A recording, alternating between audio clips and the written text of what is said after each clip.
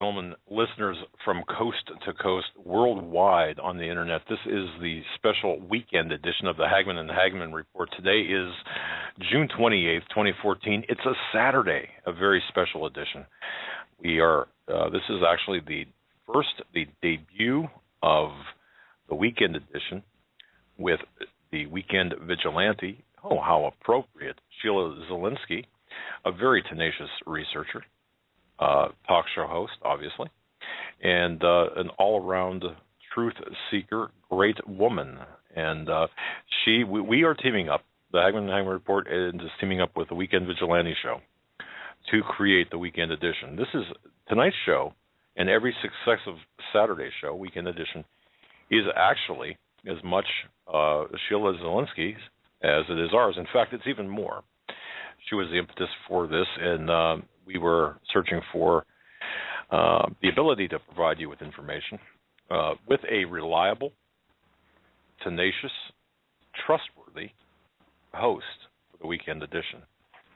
And it's Sheila Zielinski, the weekend vigilante. I've met her in person. Joe and I have met her in person, talked with her extensively. And I've got to tell you, she is a wonderful, gracious woman with a lot of character and integrity. Now that I've laid the groundwork there, I want to just tell you that we broadcast normally live each and every weeknight from 8 to 11 p.m. Eastern Time, but this will be a weekend staple. Sheila Zielinski, the weekend vigilante, teaming up with the Hagmann and Hagmann Report. Her website, theweekendvigilante.com. Folks, go to HomelandSecurityUS.com and click on the link to her website. Also tonight, the guest for tonight, the second hour, is in fact, it's not The Weekend Vigilante. Thank you, Joe, for pointing that out. It's weekendvigilante.com.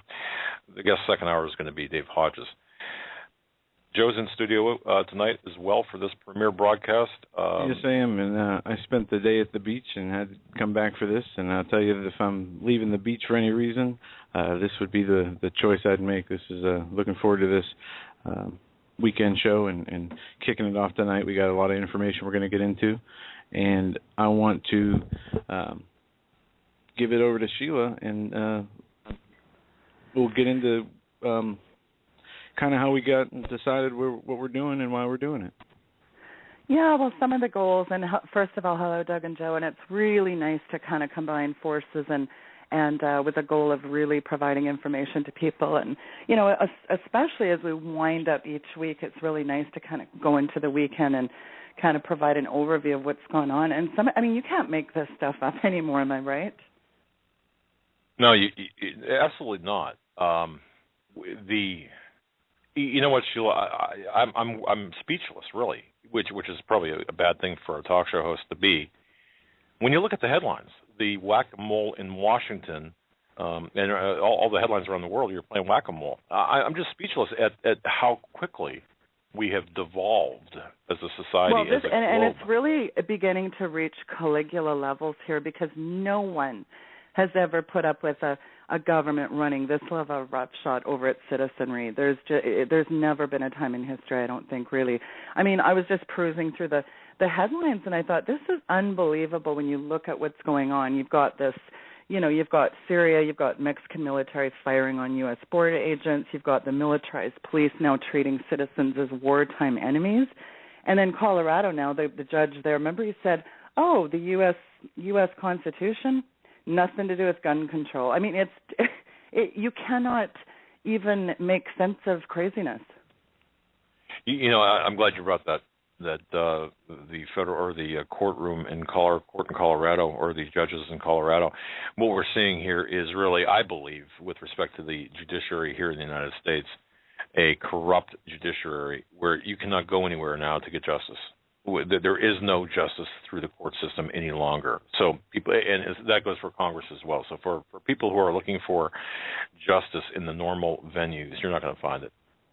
Well, and just so people know, Doug, on Thursday, a federal judge upheld Colorado's new gun control laws that mandate background checks for all gun sales and limit magazine capacity to 15 rounds. So this U.S. District Chief Judge Marcia Krieger, she issues this 50-page ruling, And it is unbelievable what is happening. In her ruling, essentially, she's made it clear that she wasn't going to rule on whether, the new laws made sense or even had anything to do with the Constitution. So essentially, what's happening is a lot of judges are just saying, we're not going to deal with the Constitution in my court. Well, I got a news flash for all these judges. The Constitution is the highest law in the land, and laws are subject to the Constitution. I'm not sure, I don't even know where to start with this. I mean, all these people should be hung for treason, and I'm very serious when I say that statement. Oh, I totally agree, and I know Joe and I have talked about it privately and personally. I've talked to a lot of, on my end, a lot of law enforcement people here locally who are starting to wake up and realize that wait a minute, there's something that's terribly wrong with the orders they're receiving, with what they're seeing develop within the law enforcement community. So, having said all of that, I don't think that there's enough. Seriously, I don't think if we had trials for treason and for sedition, as we should have, and implement the justice that was back in the late 1700s, early 1800s, I don't think there's enough oak trees and lampposts and rope to go around. Seriously, and I'm not saying that as a threat. I'm just saying that as an observation. Well, and I think the other big issue here is look at since 2000, Doug, all employment growth has went to immigrations. So anybody that's essentially immigrating into the U.S., that is where they've targeted all the employment growth. So, you've got 1 in 5 Americans, on unemployment or some kind of disability. I mean, look at the situation. I mean, obviously we're not going to rehash what V and W and others have talked about in the implosion of the economy, but, I mean, we're talking about probably in July having a systematic meltdown. And then you've got the Border Patrol situation. I mean, there's cartels using de facto amnesty to smuggle whatever they want into the U.S., concurrent to these Mexican military now firing on U.S. border agents. I mean, this all is right out of a sci-fi, and I don't know what Obama is doing. In fact, has he even made any kind of address about the situation, really? That's a great question. I haven't seen it, Sheila. I haven't seen any reference to this from Obama or even the executive branch. Now, it's very possible that during the day-to-day, that earlier today, he might have made a obligatory kind of comment, but I don't think there's anything of substance. But Sheila, yeah, he did not get into this. You on the WhiteHouse.com, you can go through statements, releases, press briefings, etc. Right. I think climate change, focus on economic priorities, and Agenda 21 stuff is what's the main focus here. I don't see anything about this breach of national security. No, but Sheila, one thing, if I can ask you about this, and I want to just touch base with you on this. One thing I've been researching pretty heavily here is the fact that our economy. You had mentioned about the V and Steve and the information which was imparted by them. What I've been hearing here is, and I did not know this. You're in the Vancouver, British Columbia area at the moment, physically. And yes. The Chinese own really the majority of British Columbia. Well, we actually call it Hongcouver, and that's not a joke. And actually, there's so many Chinese now that are in Richmond, BC. In fact, we have a nice little. They actually dedicated a beautiful little statue of Mao Zedong. They built it right in the middle of Richmond, which is isn't that just wonderful? But it's unbelievable how many have migrated into that area. In fact, if you actually drive into Vancouver, the chances of you seeing just a Caucasian person, which I'm always fascinated by that word. They merged the word Asian in there, but anyway, you cannot see a light-skinned person in the whole area. Whether they're there's Philippines, Koreans, Japanese, Chinese. It's hard to find just a normal-looking Caucasian individual in all of Vancouver, and that is not straying from the truth, Doug. And Sheila, I'd say in my experience, from being in eastern parts of Canada, Toronto, Niagara Falls, it's the same way over there. Yeah, and one thing, I got to tell you, Sheila, one thing that just blew my mind is to find out, and Jim Willey from the Golden Jackass, I referenced off air to you, mentioned this, and I had done some research and found this to be true. Communist China owns 30% of Manhattan commercial property. Now think about that. 30%, a third of Manhattan's commercial property, roughly, is owned by the Communist Chinese, including the J.P. Morgan Chase building, which they got at fire sale prices. But here's what really blew my mind. The Federal Reserve in Dallas, on 55 Pearl Street, I believe it is, or on Pearl Street in Dallas, was flying equal with the United States flag, the Chinese flag. Mm-hmm. Did you hear about that? Yes, I did. Well, China owns everything. I mean, really, when you think about, I think I've talked about this with Jim Garrow on my show. Think about this, Doug and Joe. We talk about China. Remember, of course, the big showdown at the Bundy Ranch. Well, we were talking about China building these special economic zones. There's 5 of them in America, and they're collecting their debt, essentially. And essentially, these agreements say if the U.S. defaults, China can go in, boots on the ground, and claim the natural resources. So they've already got them in South America and Africa. So certain economic zones of the United States are being run by Russia and China. So China's building these special economic zones. Okay, we get it. We know there's quite a few of them. I think there is 5. But this is the part that really staggers me, is China's law takes effect in the middle of America. That's essentially what's happening. It's not American law in these agreements, Doug and Joe. It's Chinese law. So they essentially say, like I just said, China's got full authority to go in, boots on the ground, and claim the natural resources. So if China owns our debt, they already own our ports and our resources. So, and if they own the debt, they own the Fed. And if the Fed lends money to your bank, they lend it to you. So not only does China own your home, but they own everything else. They own everything you own, your mortgages, your 401ks, your pension, our energy, our ports. They could essentially force starvation, compliance. We're talking about complete subjugation, because how many is it 250,000? Or I don't know how many Chinese troops are already on our soils. So this is a very alarming, frightening scenario. Would you agree? Absolutely. Yes, I would. And, we had a guest that you've had on, Danny Moreno, who moved to Germany, and it was shown some revelation given by God. He wrote some books on what he was shown, and he said that we will be slaves in our own country if we're lucky when this is all said and done. Well, I think they'll soon be exerting complete dictatorial control over the U.S. because, we've kind of arrived at, I think we can all safely say that we're kind of at this final turning point for America and human history. And, if we're seeing a convergence and acceleration of forces that I think it's unprecedented, Doug and Joe, in the history of civilization. The geopolitical, the economic, the technical, the cultural, the moral, the spiritual. This sounds cliche, but we are getting pummeled 6 ways to Sunday here. We can't even take a deep breath here. Every time we turn around, we're confronted by something else. We're just consistently being bombarded, especially even by the media stuff. Look at all these crazy spin-doctored stories on the media right now.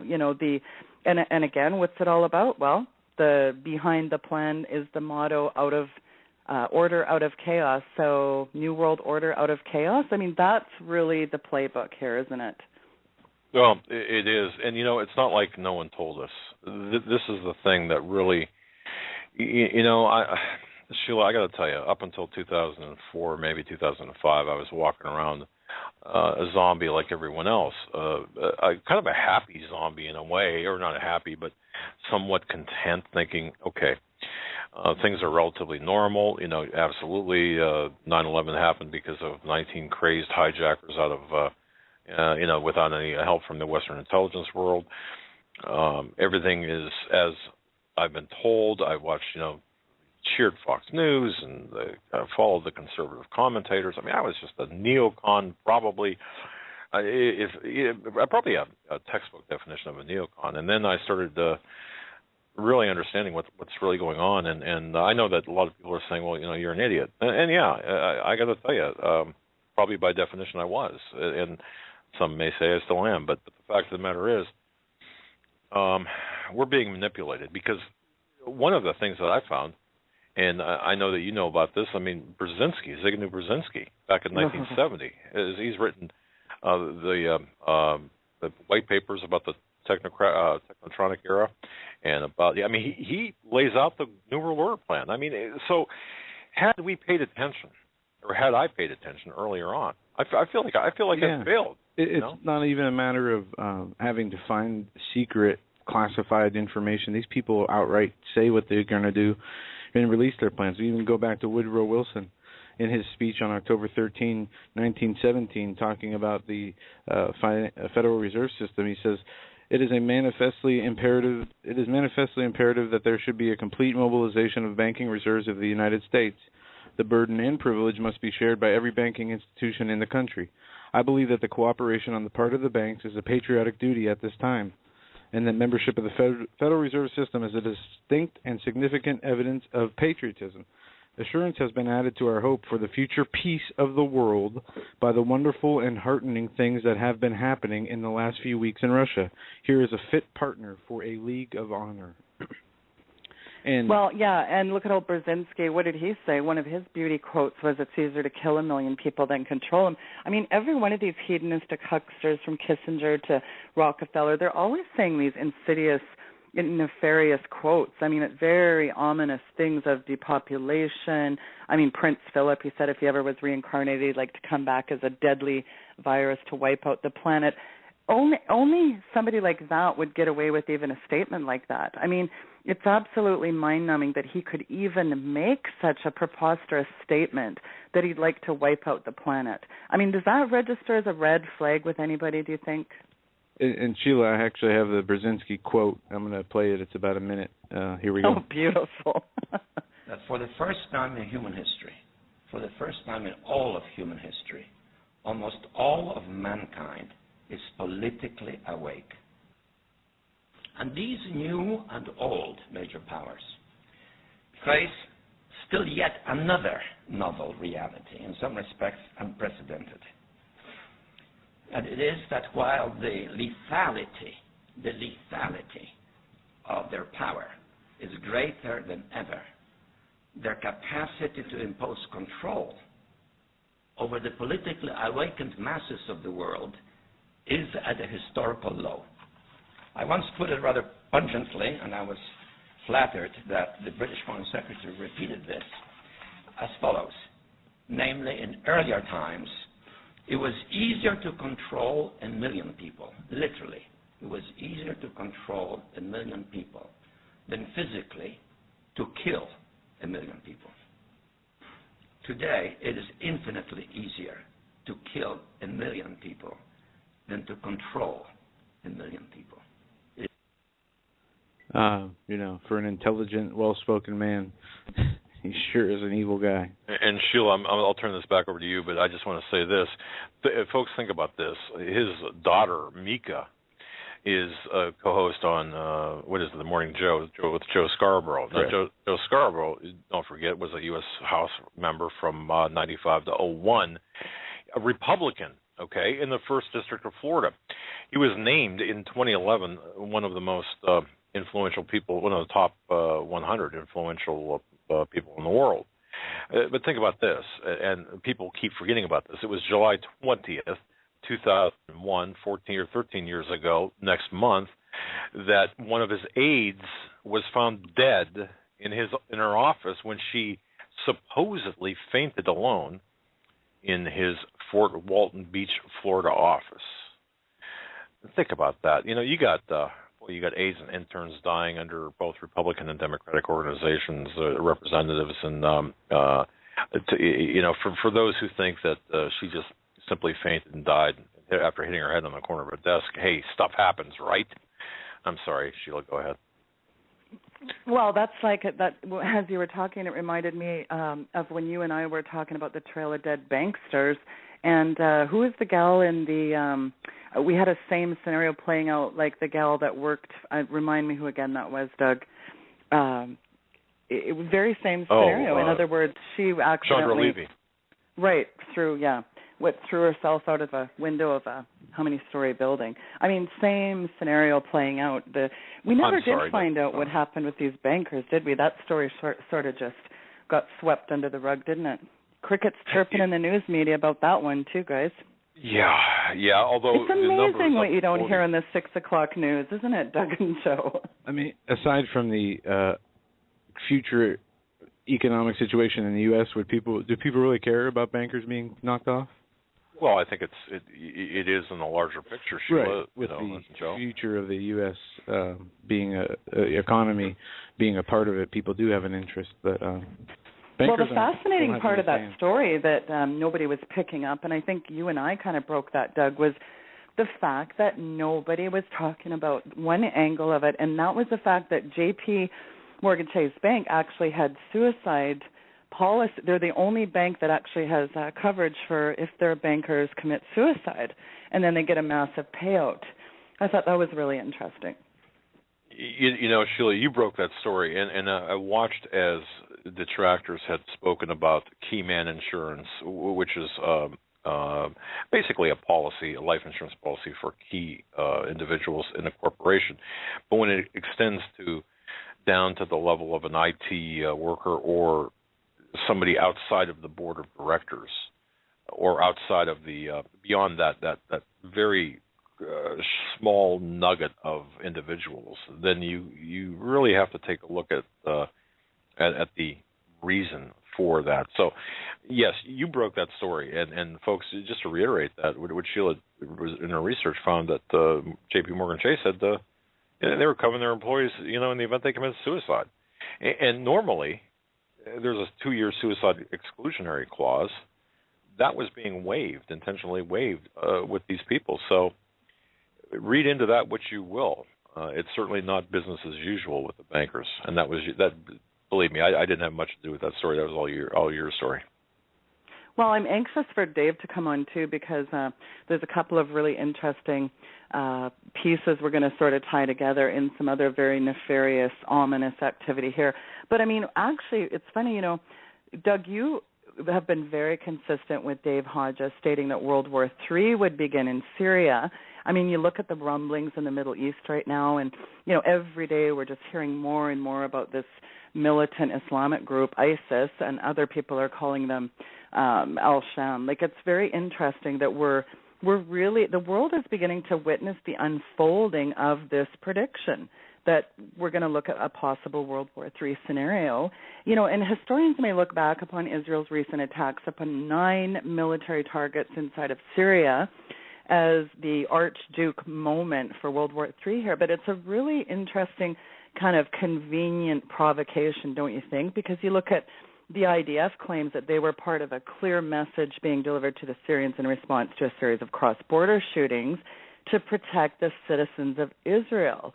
And I think there was as many as 10 Syrian soldiers that were killed, but on the surface, the attacks appear to be measured and completely justified. But when you really start to look at the tentacles of this thing, a very ominous picture starts to emerge, Doug and Joe, and it looks like the bulk of these attacks were directed against targets on Golan Heights. So, the more you kind of peel away the onion, I mean, of course there was, it's tragic, the killing of that Israel teen, but the more and more you look at this, it looks like Israel is exploiting the situation for military gain. And, of course, I'm speaking directly about some of the military targets which were attacked by Israel.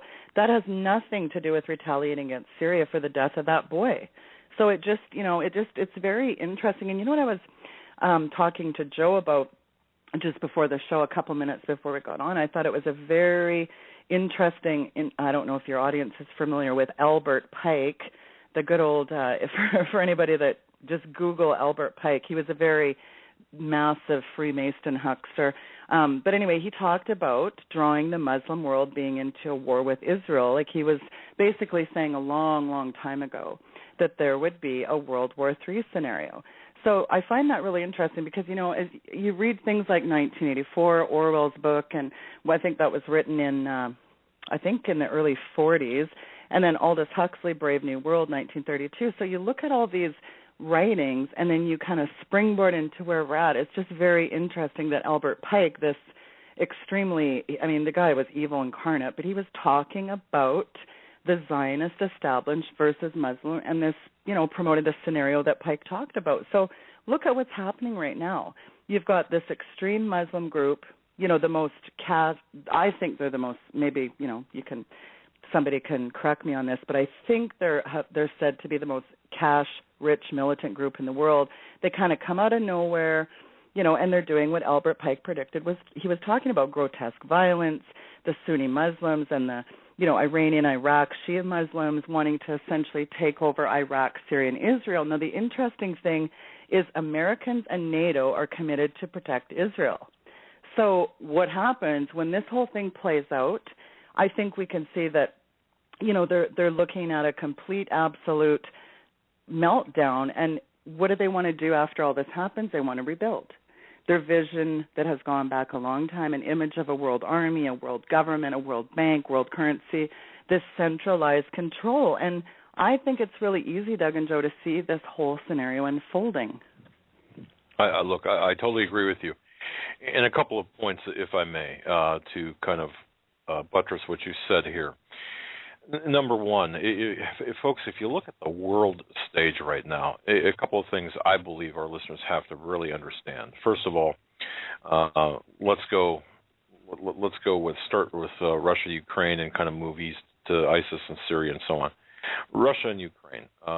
When Ukraine flared up, it was the Western intelligence world, the Langley operatives or the CIA operatives that really were the impetus behind it, working for the IMF. Folks, in March of this year, or sometime around that period, they stole 33 tons of gold and $70 billion from the national banks out of Ukraine, and that meaning the IMF as well as the CIA operatives, if you will. Crimea, and Jim Willie addresses. Oh. There's a delay, apparently, some audio issues. We have some audio issues. Sheila, can you hear us? I think I'm still on, guys. Okay. Did you hear a delay? I did. Okay. I think it's back to normal. No? Okay. No, it's not. Okay. Anyway, that really knocked me off my thought process there. Okay. Nonetheless, ISIS is a CIA creation as well and funded. And Sheila, you mentioned something about being one of the most heavily funded groups. In fact, they are next to AQIM, Al-Qaeda, and the Maghreb, which yes. By numbers, AQIM is a much smaller organization where ISIS, and folks note the name ISIS, it's a much larger organization and much more ruthless, whereas AQIM is involved in weapons smuggling and human trafficking and drug trafficking. ISIS is involved in just killing everyone that's not conforming to their Wahhabi type of doctrine and establishing an Islamic caliphate throughout the Middle East. So that's all I wanted to say. Well, and you know what else is really quite alarming, too? You notice that Putin's aide said that the U.S. is preparing a war. Now, if they try to take Crimea back, I suspect Putin will react. You're looking at a calculated war. Saudi Arabia and Qatar funding this attempt to trigger World War III scenario. I mean, Doug, this is a very cold, calculated, methodical progression, I believe. And it almost, the rumblings in the Middle East, Libya, Syria, and ISIS, these are not random scenarios. They want to offer order out of the chaos, the New World Order. This is the bigger playbook in all this, I believe. Exactly. And you know what I found interesting? Recent Drudge headline. I think this is right around the time ISIS had retaken Iraq, marching toward Baghdad. And, of course, Baghdad has not fallen yet, but it will to ISIS. W stays silent was the headline, and obviously that was George W. Bush, a reference to him. How much complicity, Sheila, do you think that George W. Bush has played in this, or has in this whole? Oh, you mean agenda? Mr. Skull and Bones himself? Oh, yeah. I mean, that's. Oh man. Well, I mean, obviously, what's happening with these terrorist organizations operating in the Middle East, Doug, and beyond. It's, there's a strong economic capacity, like you just said, but that could be exploited to support and acquire influence over operations of other terrorist organizations, too. I mean, a lot of these, it's really interesting because in addition, enormous quantities of high-quality weapons, many of them Western, have fallen into ISIS hands. How did that happen? And they're certainly going to find their way to terrorist organizations operating in all these combat zones in the Middle East and beyond. That happens in many other areas of the world, too. So Israel is watching the development of the battle in Iraq with great interest. So while it appears that this stage, there's maybe no immediate threat to Israel's security from the events in Iraq, but the resulting atmosphere, I think, could potentially strengthen global jihadist elements by operating around the area. So, I mean, and one other interesting thing is in Isaiah, what does it talk about? Damascus becoming a ruinous heap. Interesting. 2,000 years ago, that was written. Yeah, and the Psalm 83 war, if you will, the confederation of 10 nations coming upon Israel. Although in that scenario, I believe that Israel is dwelling in relative peace and safety within the neighborhood. So there's got to be something that does happen that, to me, that Israel somehow, in some way, through some global power reshifting, takes on more land or becomes safer, where the walls come down around the kibbutzes and stuff in cities. Any thoughts on that? You got to wonder you got to wonder where Iran is in all this, and then of course, presumably Turkey's not going to sit idly by either if they keep playing out these extreme scenarios. So there's a lot of dangers posed with this thing, and I mean, of course, you look at the positioning. I think Russia and China, though, are just kind of chess players in this whole scenario, which is kind of interesting because if you do read the book 1984 by George Orwell, and again, keep in mind this is written in 30s or 40s. It was talking about Oceania. Do you remember this book, the Oceania versus Eurasia? I thought that was a really interesting little scenario. It's unbelievable how this stuff is all, it's all unfolding like it's predicted. Makes you wonder, doesn't it?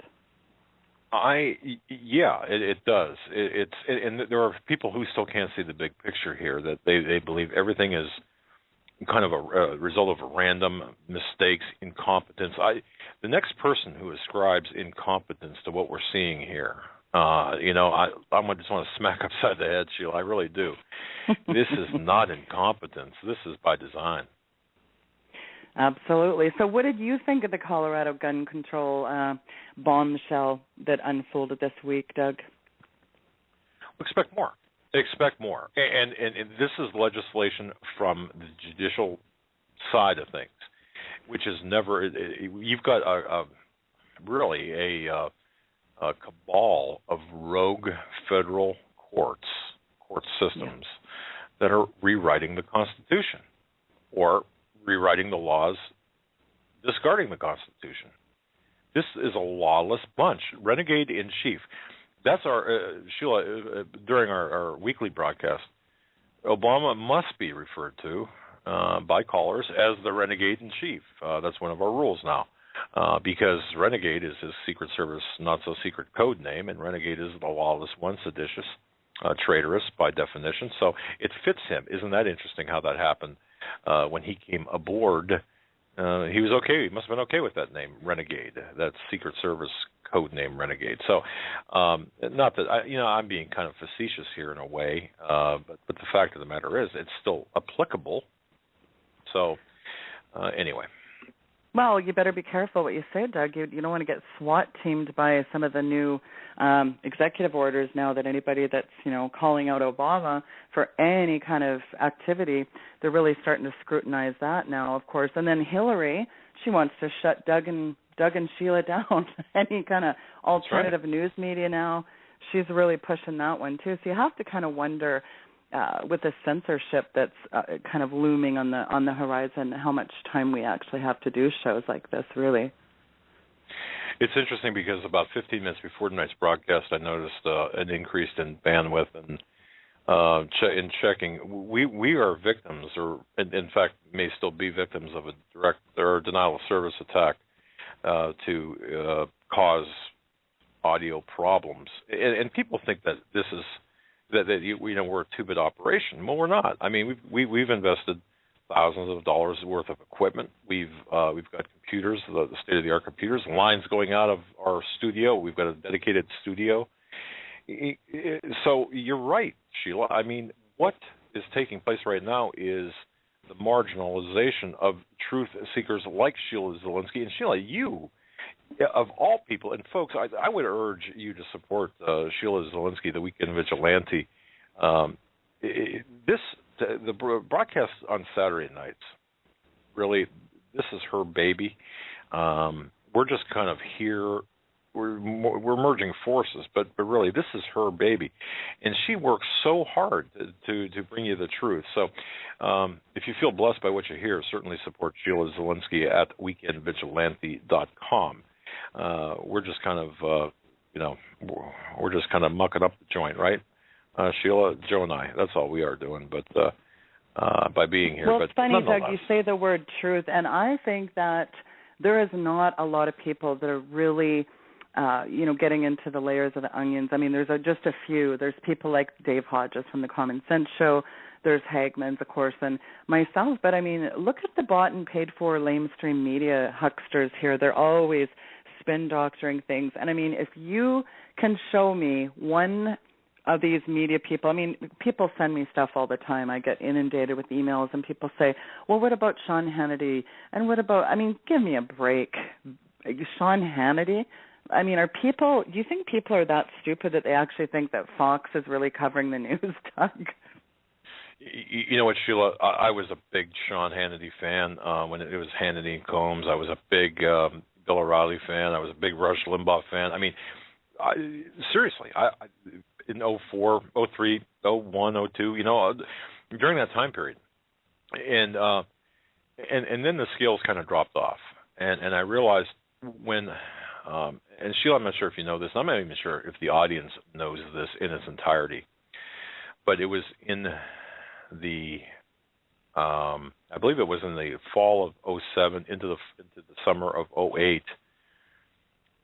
I had a series of meetings with I got to be very careful how I say this because a series of meetings with someone who works at Fox News, in Manhattan. I'm sorry. And she had access to many of the desks that you wouldn't think necessarily would be open, okay?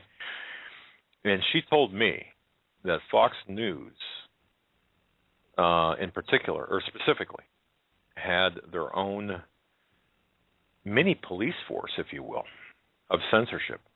Where you mean editors? No, yeah, well, you're right. She was giving me information about the talking points given to the people you see on camera, and should they stray from those talking points or develop a mind of their own, they would suffer severe consequences. You can compare it to The Firm, the movie The Firm. And while we were meeting, I observed physically with my own two eyes physical surveillance on this woman. And she said, look, they're watching me. You just get out of here. And I will say this. She has subsequently moved with her son. They threatened her son, and who was an infant at the time. And she has moved out of the country. And she's doing fine, but she's not talking. And that's the level of censorship now we can expect here, I believe. Well, absolutely. And look at some of these nightmare bills like SOPA, CISPA, and these other bills that essentially will lose Doug Hagmann's website way down at the bottom of Never Never Land. Essentially, it eases out the ones that they don't like. And, you go to Google Hagmann, well, it's nowhere to be found. These are the kind of things that are happening right now. And, of course, here's a story I'm sure you guys would love, too. Doug and Joe, did you hear that Google is starting to sell a humanoid robot which can walk, climb, use tools, and even drive a car now. Isn't that impressive? That's just what we need. Not only that, but they want to, I mean, you look at the mechanisms of control from putting black boxes in cars to tax people by the mile to putting these, cities up through Agenda 21 that don't even you won't even be allowed to own a car. And if you do, the price for everything will be so astronomically high that you wouldn't even want to. Well, that's what Agenda 21 is. Sheila, you're an expert on this. That's what Agenda 21 is all about, putting people into cities, taking away their need to travel, to use a car, put them on trains. It's insidious. Take them out of flyover country, push them into the cities, take away their transportation, make them dependent upon the public system, stress the public system, crash the public system. People, wake up. It's happening right before your very eyes. Well, yeah, what's really unbelievable about the Agenda 21 is they really want people, stacked and packed in these little green cities. They don't want you having any transportation. They don't want you owning property. My God, owning property? That's ridiculous, Doug. It's unbelievable that this thing. But the weird thing is, and the best definition for people, a lot of people, I keep thinking all these people that are so awake. But when I mention Agenda 21, when I go and speak or go have a talk about it, I mean, people go, well, okay, I've heard of Agenda 21, but I don't really know what it is. The best definition comes right from the UN itself. So in 1993, the UN published Agenda 21, the Earth Summit Strategy to Save Our Planet. And so essentially what it is, it's the 21st century agenda that proposes an array of actions which are intended to be implemented by every person on Earth. And I'm talking profound reorientation of every one of your children, because basically anybody probably 40 and up, it's too late. But, I mean, they can really indoctrinate our children, and this is part of what Common Core does.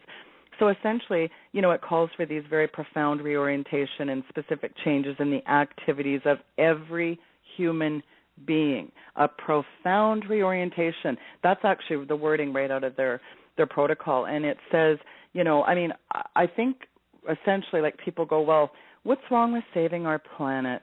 Because, see, it's always this very malevolent agenda disguised as a benevolent one, and that's the problem with this, because words like sustainable development and eco-friendly, they sound great, don't they, Doug and Joe? But when you really scratch the surface of it, I mean, it's unbelievable. And this says right in the wording of Agenda 21's document, and anybody can go on UN and print out this document. But they had an Earth Summit that was held in Rio de Janeiro in 1992, and it outlines in detail the UN. Of course, we all know that what hole should be shut down, but it's their vision for a centrally managed global society. And if fully implemented, it would have control, and I mean control, over every aspect of every human on Earth. So, I mean, what does it call for? Well, some of the things are it's dramatically increasing urbanization. It forces population out of rural areas and into these, like I said before, these densely populated stack and pack micro apartments controlled by the technocrats with the ability to control everything. And I mean every aspect of people's life. So what would that look like, Doug and Joe? Hell on earth. That's what we're talking about. Yes, it is. And, we see the rise in violent crime to heinous acts that we never saw anything like before, with the recent cannibal attacks that we went through last year, to the knockout games, to whatever happened to the zombie attacks? Stop smoking bath salts, maybe. Right. I don't know, honestly, but it is. Well, and you guys have heard of that zombie virus now, haven't you? No, I might have it. What are the symptoms? No, I'm just kidding. No, I haven't, Joe. I can't say that I have. Well, then we'll have to just drop a little nugget today, and Deborah Tavares can get into that next Saturday, because she's our guest on the show, and I'll tell you what, she is going to get into some stuff that's going to make your hair curl, people. You think you've heard it? You think you've heard it all now? Just wait till next Saturday, so you have to bookmark that show. Essentially, they're developing different kind of crimeria. I think that Tom Horn's book, I was just actually reading in Tom Horn's amazing book, and I don't know if it's available to the public yet, but I can't encouraged people enough to get blood on the altar, the coming war between Christian and Christian. But in the book, it was talking about genetics playing a role in the global Lucifer effect. And I think we've got Tom Horn coming on the second week of July, which is going to be really exciting to talk about this book. But essentially, these molecular genetics at different, these different universities, like University of Maryland.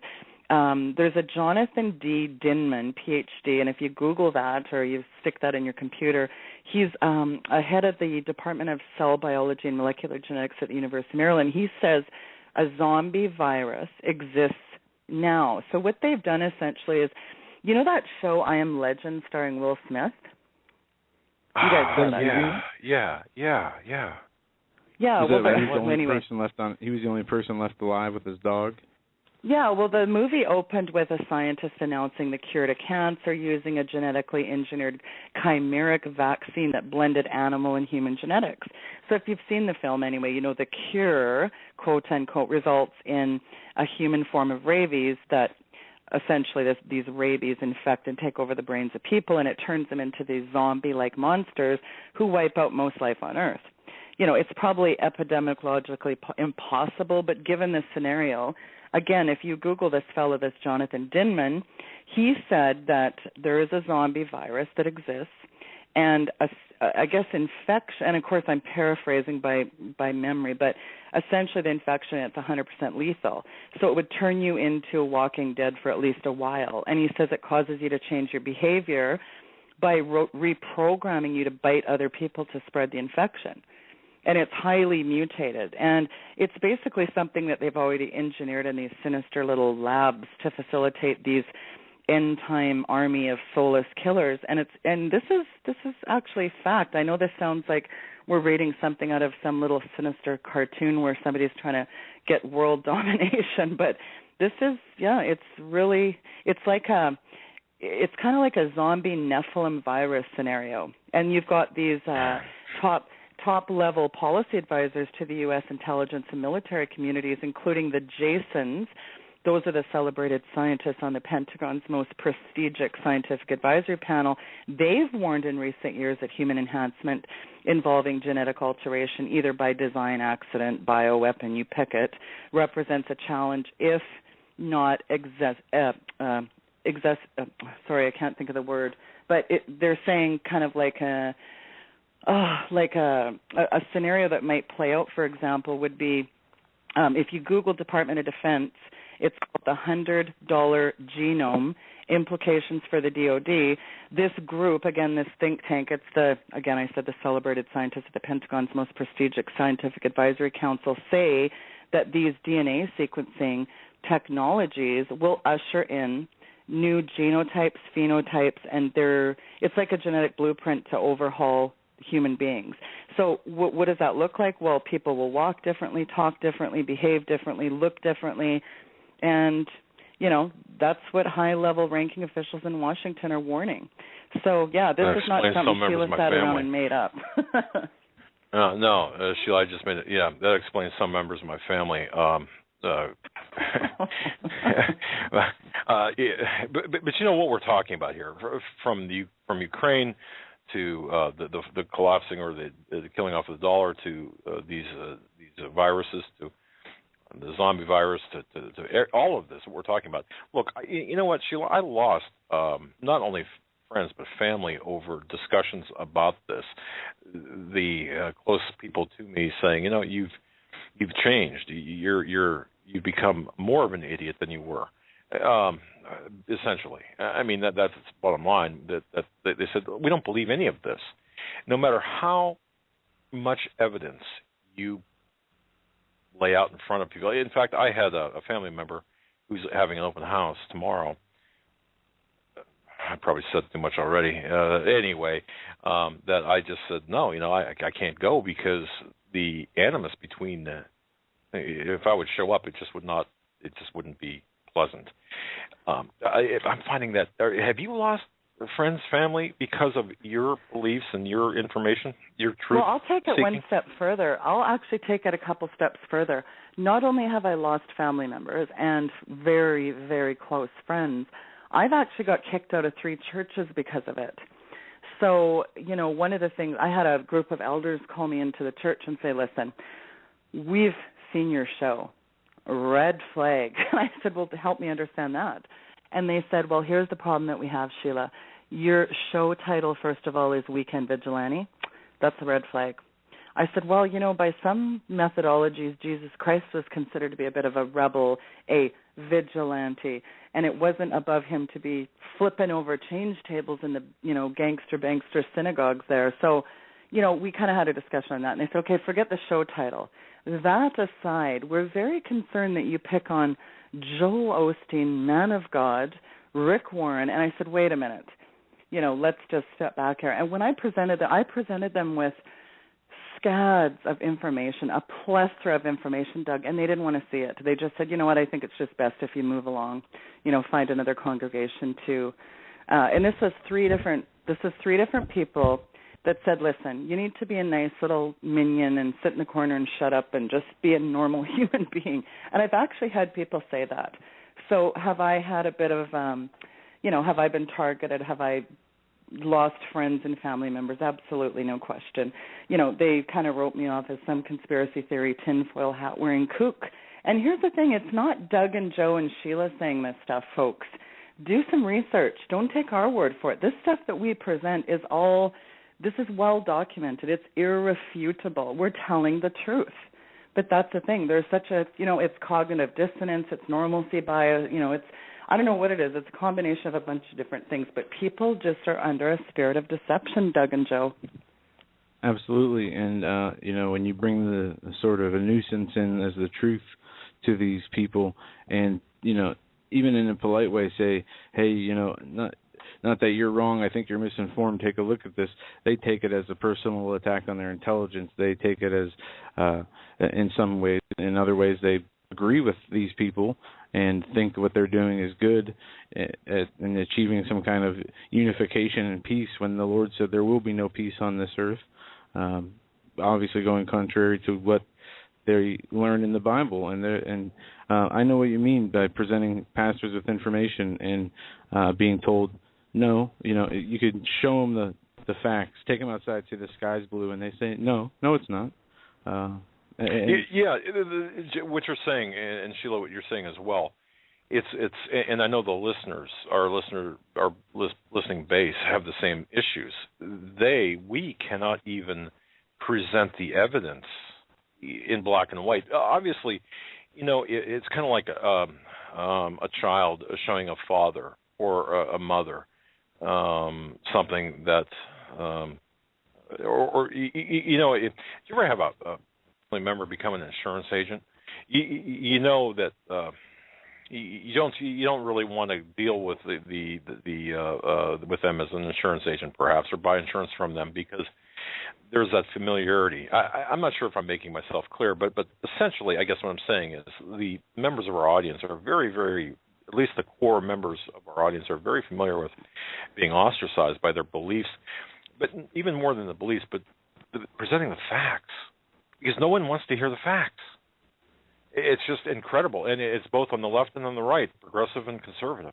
Well, and it's not just that. It's even one step further, because when you have Christian men, and I mean, I sound like a broken record here, but when you have these preachers, Mr. One World Order, Kenneth Copeland meeting with the Pope, and Joel Osteen meeting with the Pope, and you have all these little hucksters off there, and then Joel Osteen actually says, and I'll play a clip of this next week, he says, I just love the fact that it's the church now, what the Pope's trying to do is have it all inclusive. I can't really do a good Joel Osteen impression, but basically Mr. Colgate Smile is happy that it's more inclusive.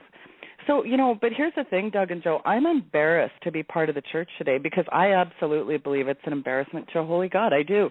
And, it's funny because I went to somebody's child was getting baptized, and I went to a church service the last couple of weeks, and I was shocked. I guess I wasn't really shocked, but I was kind of shocked because I sat down and music service is about to get started, and these people were talking while the service was starting, and it was kind of like this whole, I think I said this Friday on your show when I had Steve Quayle and Greg Evenson on, it's kind of like this, stick your feet up on the rail, have a cookie and coffee, just tell me how blessed I am, let's talk about God's supernatural favor, let's have this little happy, clappy, sentimental Sunday service with this, kumbaya, let's have a group hug.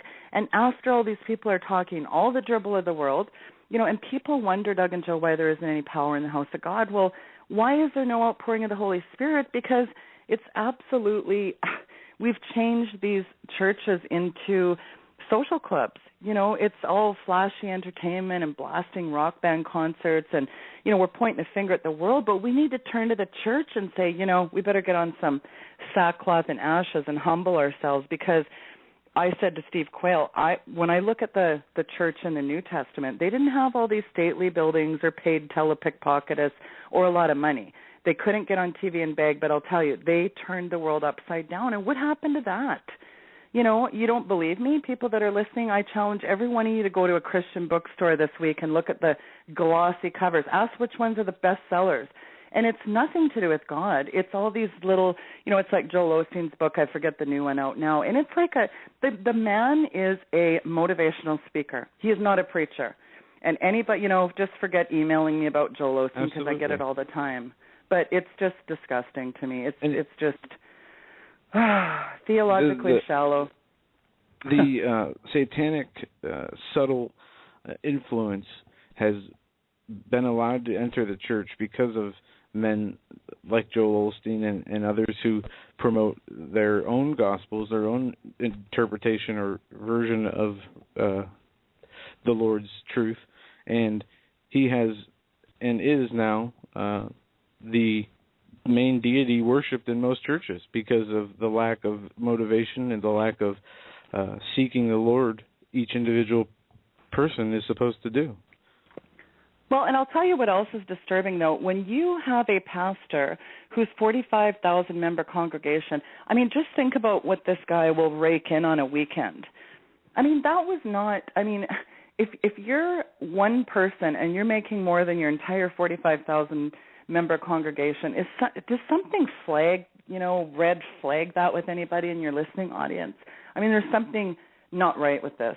When you're bringing in billions and there is nothing, there's crickets chirping on what you're doing to feed the poor, has anybody ever looked into what Joel Osteen and his cronies do? I'll tell you what, they're not feeding the hungry in America. I'll tell you that much right now. Yeah, and just so people don't think we're picking only on Joel Osteen, he's the poster child for the lack of he's a poster child for others, I suppose. He's a poster child for the theologically soft, Doug. There you go. Thank you. Yeah, I'm not as articulate as I should be this evening. When, gay marriage and is accepted wholeheartedly by not only church leaders and as a denominational group, but by the congregation, when abortion is not, called out as a sin and it's accepted, when all these Christians across the world, we have an all-time high number of Christians being massacred because they're Christians across the Middle East and Africa, and all the persecution and suffering that's going on. Yet we hear what you were talking about, Sheila, these people that want to self-promote, that want to make other people just feel good. And Pastor David Wilkerson said it best. I think he called it the gospel of accommodation, and they'll accommodate any way you feel or want it, or whatever makes you comfortable. With that, we're up against the top of the hour break, Sheila. We're going to take that now, and we'll be back after these short messages. Yeah, I just want to say, sorry for interrupting. No, I'm not. I just want to say this, folks. You're listening to a very special, the debut edition of the Weekend Report with the Weekend Vigilante, Sheila Zielinski. We're going to be doing this every Saturday. I'll tell you something. It's a sacrifice for you folks to listen sometimes. I think you're deliberately listening to this program. We want to deliver to you. We want to leave you with more information. We want to leave you with better equipped than when you came at the beginning of the program. That's our goal every week. And Sheila delivers 100% of the time. And her website, weekendvigilante.com, if you feel blessed by what you hear, she's really the one making the extreme sacrifice for this. So I would urge everyone to support Sheila Zielinski at weekendvigilante.com. The link is off of HomelandSecurityUS.com. Yeah, she's Wow, an intrepid person. Two different networks having to move away from one and having issues with the other network that picked her up after that were out of her control and being blamed for it pretty much and thrown under the bus without a chance. She's had a pretty rough time, and it's not because she is not a good radio host. It's she can run circles around us. And absolutely. And we need to support her. So absolutely. Yep, you're right. Anybody who has the means, definitely donate to help her cause, or if you can't donate, pray, give her prayers, send her an email, whatever you got to do to uplift her. Yeah. To help her out. But with that, we're gonna. Well, one more thing, housekeeping. If I could just plug my. You take us out then. Okay, I'll take us out. What the heck? If I can just plug something here, I wrote. I finally found my inspiration. I think I did write an article. It's called. The title of it is called "From Potomac Fever to Denial Virus." Since we were talking about the zombie virus earlier, I thought I'd mention this. From Potomac Fever to Denial Virus. It's posted on HomelandSecurityUS.com and CanadaFreePress.com. If you read it, like it, share it with others, because in fact there's a discussion area at CanadaFreePress.com. We don't have that function on our website, but Canada Free Press does. Tell people about it if you like it. It kind of gets into what's going on today in a larger, bigger picture sense. With that, we're finally going to take the break. We're going to be right back with, it's Sheila Zielinski, Weekend Vigilante. And Mr. Dave Hodges is on the line, and we'll bring him on after the break. We're going to be playing right now News in 2 Minutes, brought to you by Full Spectrum Survival on this Saturday, first Saturday edition of the Weekend Vigilante and Hagmann Report. We'll be right back.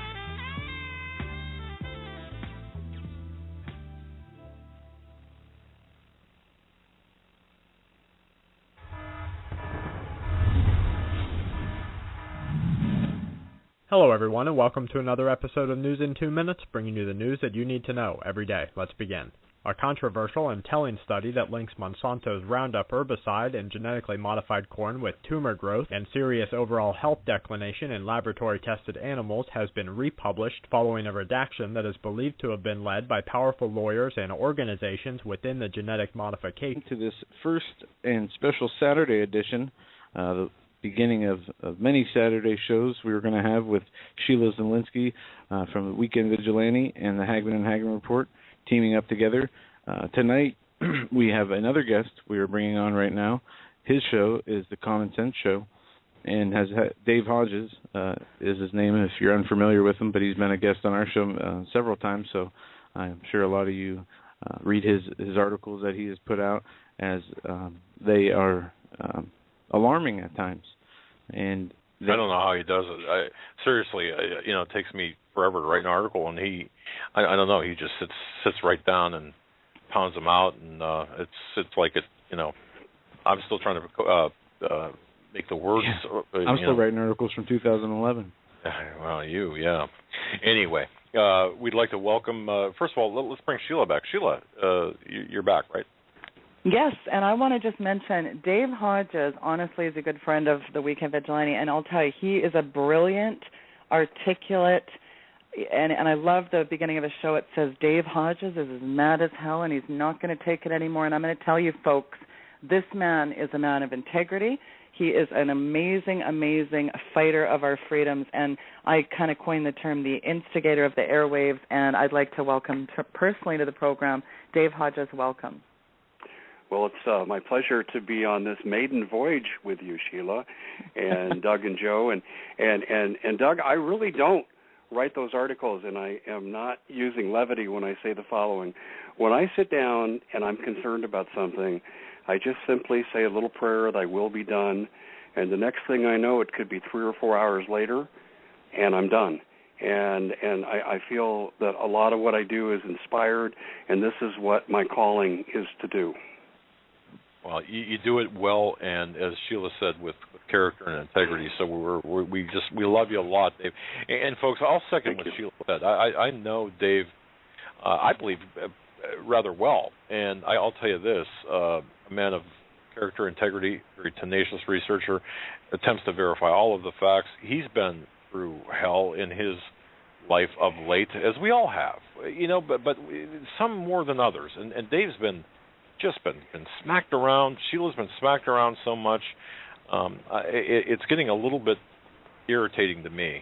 I got to tell you that people will go off and attack the messenger, attempt to stifle the truth, and that's why this debut here includes you, Mr. Hodges.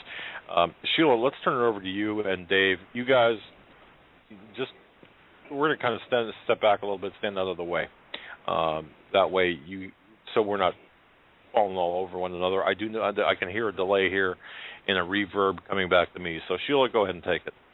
Well, I'm going to just, first of all, I'm going to open up with telling your listeners that if they didn't catch the show we did before with Dave, I really encourage them to listen to that show. We were really essentially talking about Dave's fight against the Virginia CPS, and there's so many links to make with this. And kind of there's some real ominous and nefarious connections that Dave and I have sort of, we've thrown some stuff back together in our investigations, and we've come up with some pretty nefarious tentacles. But first of all, I want you to start off by, Dave, just give us an update on where things are out with Monica Wilskowski. And I'd love to say, first of all, kudos, Dave, for launching this big legal fund, I guess, for lack of a better word, for her, because I really believe this woman is absolutely getting just screwed over in the nth degree with this, very devious CPS organization. So give us an update on that.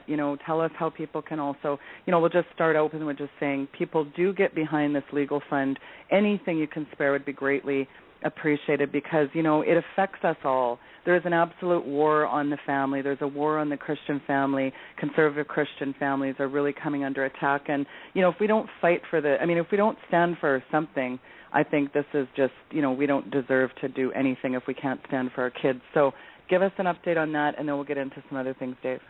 Okay, thank you, Sheila. And I have never done a fundraiser of this kind of nature before, ever, not one time. And this is how much I believe in this case. And quite frankly, I wouldn't have known how to do this kind of a fundraiser had not one of the readers to my article I wrote on Monica and her son Dylan, who was stolen from her inappropriately and illegally by the Virginia CPS. But I had a reader write in and said, Dave, try to use this source for a fundraising source. They're reputable, they're easy to access, people are familiar with them, and you might have some good results if you wanted to raise funds this way. And sure enough, yeah, we're kind of rolling, but here's where we're at. We originally set a goal for $10,000, and I don't know much about legal costs in terms of dealing with CPS. And I thought $10,000 might do it, so did Monica. Well, that covered the retainer. So then we upped the goal to $20,000, and we're finding out that's going to be woefully short. Monica had an administrative hearing on Thursday. She had 2 attorneys, and she had to pay for a court reporter, and the costs are astronomical. So now we're shooting for $30,000. So if people go to my website at thecommonsenseshow.com, and it's the top article, and it talks about my appearance with you, Sheila, and if people scroll down about halfway down the page, they'll see an electronic link to where they can make a credit card donation, and if they're not comfortable with that, there's also a snail mail post office box. Now, to date, we estimate that we've raised between snail mail and electronic donations about $22,000 to $23,000. The company itself takes 9% off the top, which is their profit. We think we need to get to $30,000, and that's a ballpark estimate at this point. This stuff is expensive. Monica was forced to pay for a psychologist, not a psychologist, but a therapist, to evaluate her on a continual basis. She had to pay for the psych eval that she went through. The costs have been exorbitant, and not to mention the time away from work. By the way, Sheila, let me mention this. Monica's had her son taken away, and this is the first time someone's hearing this case. This is so shocking. She's had her son taken away for no reason whatsoever. And they thought she was such a security risk to her son that they initially gave the son to her neighbors, to where Monica had absolute and unbridled access to her son. And then it was only when they brought up the fact that you need to take a psych eval before you get your son back, and she said, I'll be happy to comply, but I'm a State Department employee with a security clearance, and I have to run this by our attorneys to see if this doesn't violate my security agreement. And at that point, one of the CPS agents grabbed the paperwork out of her hand, says, "You're losing your kid." The son was taken right from the neighbors that Monica knew well and gave the boy to two homosexual fathers, which is complete violation of CPS regulations because Monica is a committed Catholic, and in the eyes of her religion, homosexuality is an abomination in the eyes of God, and therefore this boy was placed in a foreign and, to her way of thinking, a hostile environment. And then the allegations came where this boy was being molested. We don't know if it was the two stepfathers. I can't say that for a fact, but Monica presented me with some photographic evidence that if this were given to me in Arizona, and given the fact that I'm a former mental health counselor and I'm involved in education, I would have legal report requirements to the authorities. The boy was also running around moving his arms in sexual gestures, saying, "Mommy, cut my arms off, Mommy, cut my arms off." Now, this is a 4 and then turned 5-year-old boy. Taking a bath was a painful experience for the boy.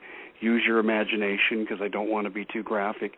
So Monica compiled all this evidence. She took it to CPS and the Department of Family Services and the local police and the local county attorney, M. Chris Siegler, and none of them moved to investigate this. And they're supposed to, by law, if there's any question, remove the kid immediately from the care of the step-parents and find a safe haven while they investigate the charges. This wasn't done. They violated their own procedures. They were negligent in the welfare of this child. This is horrific. Now, let me step aside, Sheila, and just mention this for the listening audience's benefit. What prompts this? Well, first of all, every CPS, and all parents need to know this, every CPS across the country is paid money by the federal government to come take a kid. When they show up at your home, they are your enemy. They're worse than the Russians, the UN, or the Chinese. These people are there to take your kid because their budgets, their promotions, their informal quota systems that they all have are there to, if they take your kid. Also, if the boy or the girl has a minority designation and Monica's ex-husband was named Rodriguez, that's even worth more money to the federal government. And because her son Dylan is on the autism spectrum and qualifies as being disabled, then that's even more money the federal government pays to the Virginia CPS. So they're incentivized to steal children, and this is what they do.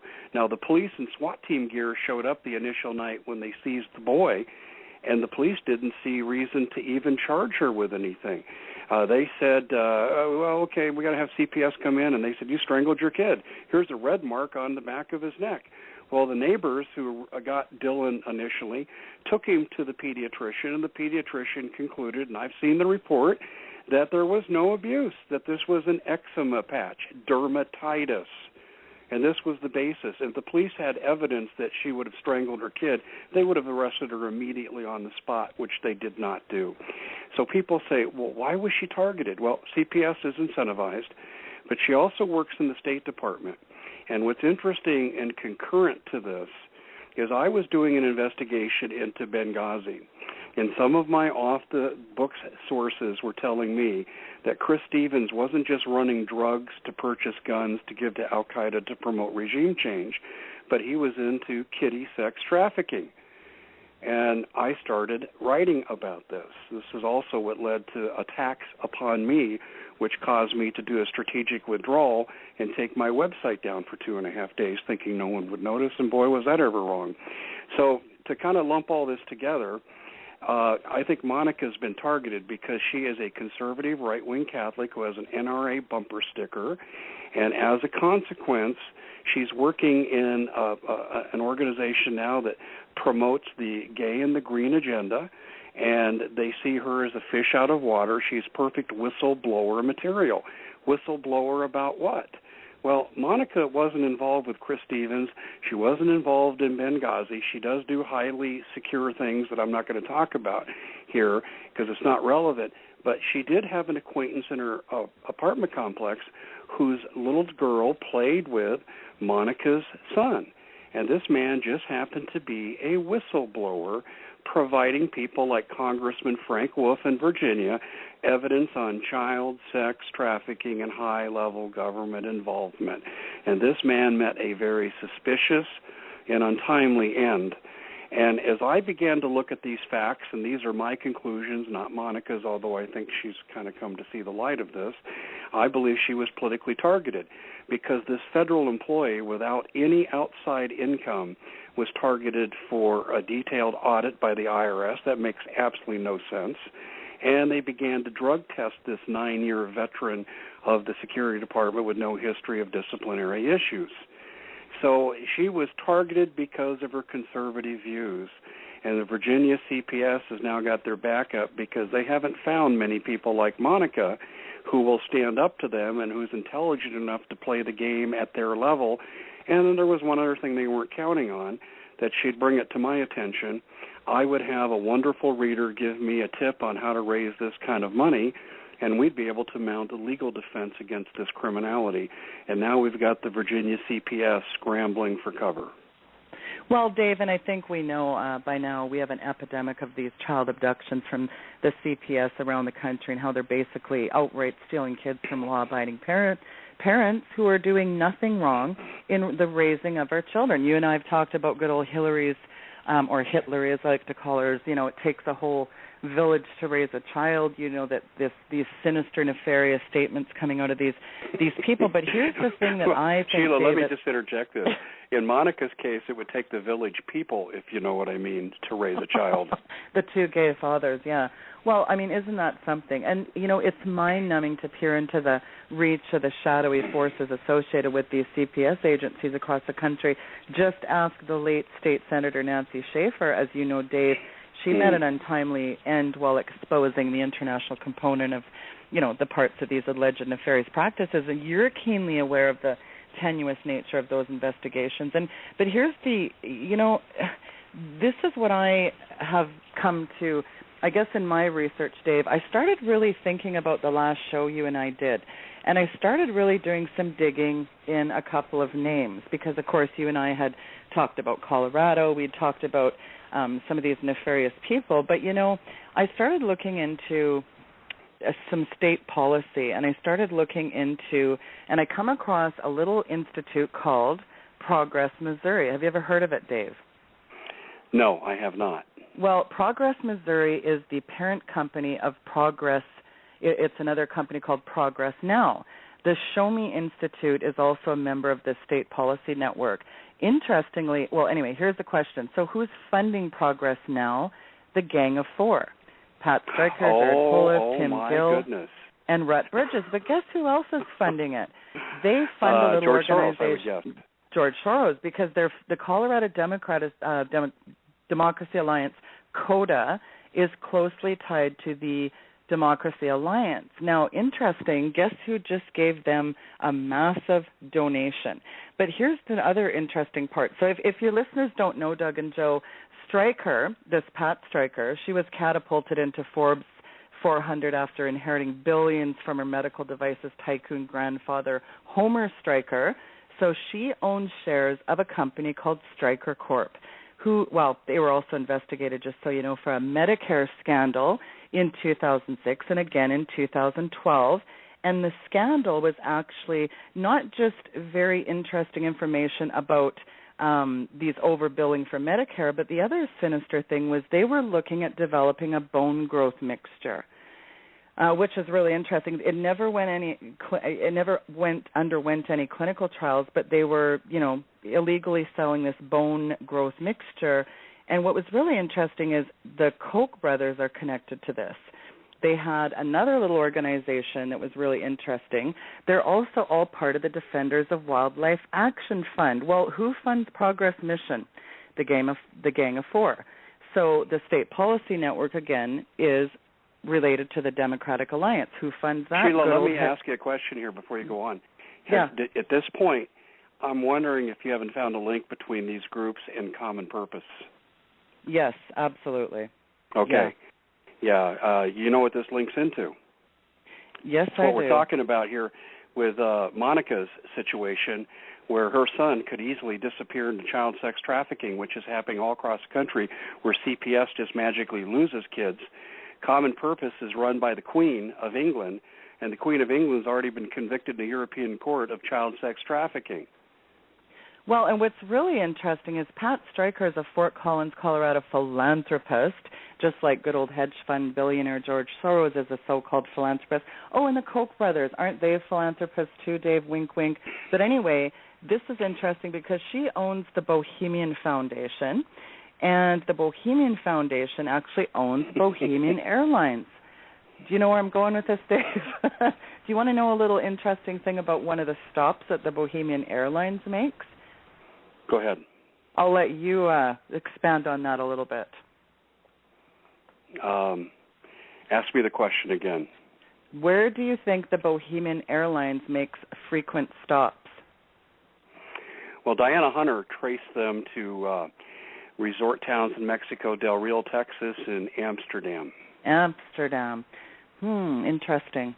Well, we happen to know that there's something interesting about Amsterdam, don't we, Dave? Yeah, but let me put it to you this way. There's what you think is true, and there's what you can prove. Yeah, exactly. And that's why I want to be careful here. Do I have sources that have implicated George Soros in the child sex trafficking?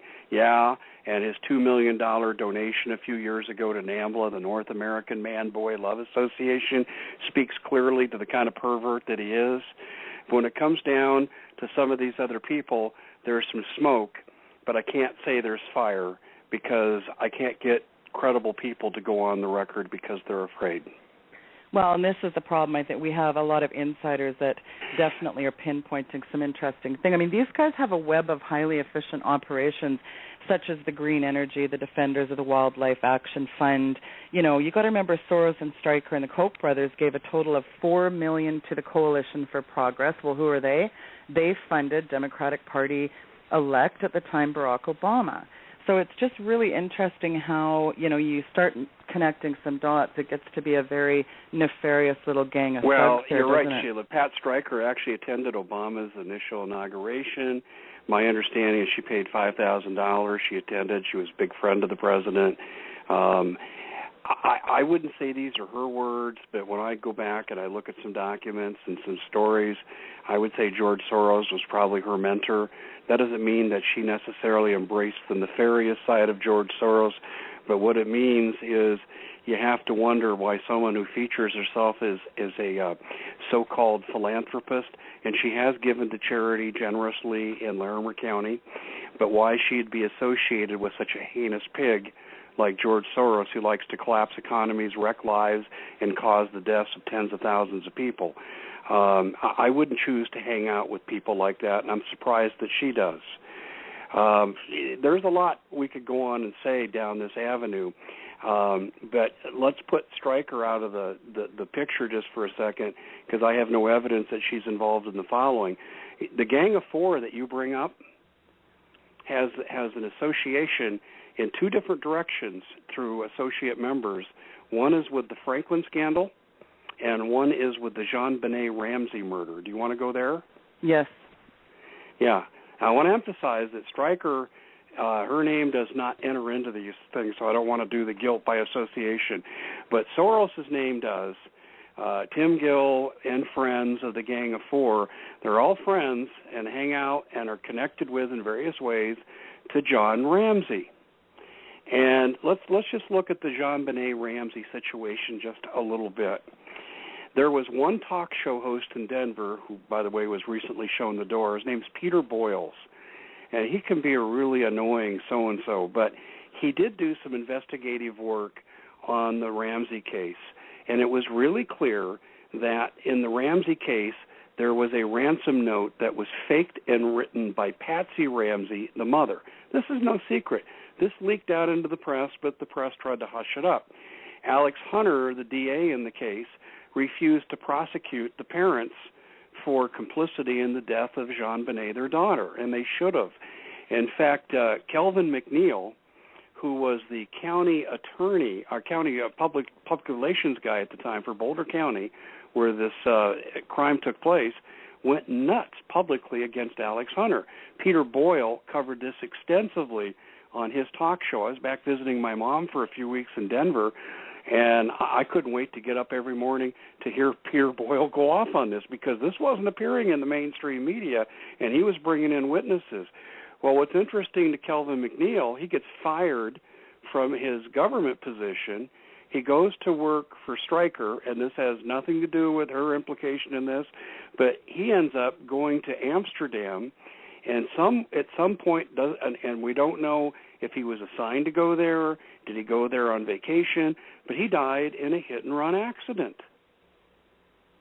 I don't know if you could say he was silenced, but if you were to ask me if there was a nefarious part to this, I would point directly back to the Ramseys themselves. And John Ramsey had a company that was a subsidiary of Lockheed Martin, and it was headquartered in Amsterdam. He frequently went there, and that is the capital of child sex trafficking on this planet. Again, it's an implication of guilt by association. Could you go into court and win? But as I said, there's what you think and what you can prove. And I have had unnamed sources tell me more than I can reveal here, and I really, and Sheila, you know why. You know why. I've told you why. I can't come out and name names on this because people could die. Yes. And I'm talking about friends down yeah. south, if you know what I'm yeah. talking about. Yeah. And I certainly will never, ever put one of my sources at risk, which is why I get good sources. But this is downright frightening when you look at, like, the Jean-Benet Ramsey case and the so-called seances they used to have there, and the people chanting these satanic hymns. This is what the neighbors were saying on Peter Boyle's show. I mean, I'm telling you, it was the best entertaining radio in America for the 3 weeks I was back in Denver that one year. This whole thing then pointed into the Franklin scandal.